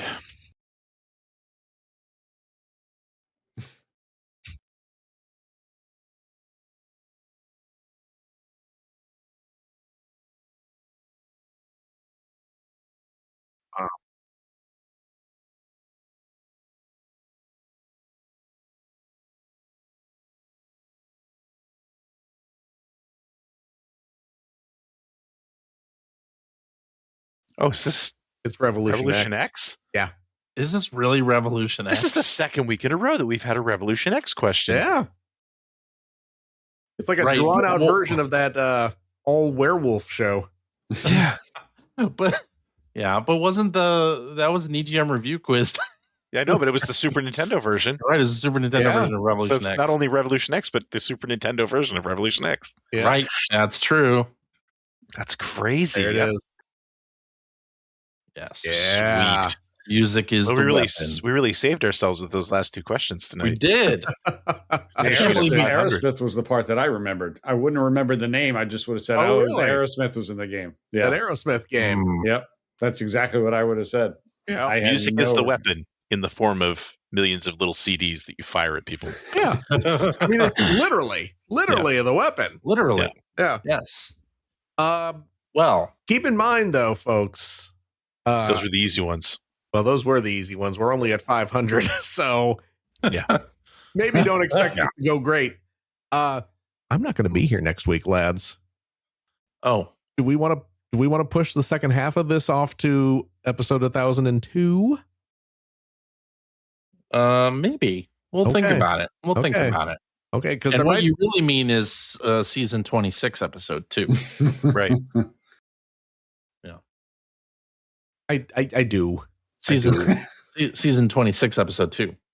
Season we didn't do a season 25. It doesn't matter. It's season 2. You go from season 1 to 2, man. That's how it works. You can't just start at like Not. 4 Sure or you 3, can. whatever it is. Hey, I've proven you can start at episode Oh my gosh. 3. God, I wish it was in bed. The historians are Star going to Wars be started at episode 4. confused. It's true. Yeah, and look where it is now. Star Wars Not wrong. started at episode 4.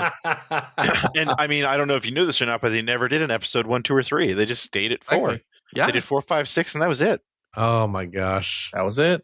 You would think I they would have made just- more, but Yeah, it's crazy that they Eh. never did. Yeah. This is Andor Erasure, and I will not stand for it. I didn't say shows. I said Oh, movies. I see. Well, first of all, I want to. But there may be Phil specific questions. You know? That is true. There have That been is true. questions we- directed at various hosts. So I'm just So I do saying. think we will need to put a pause on this until you are back. So Oh, this has been fun. yeah, this has Oh, been yeah. really fun so far. Thank you so much.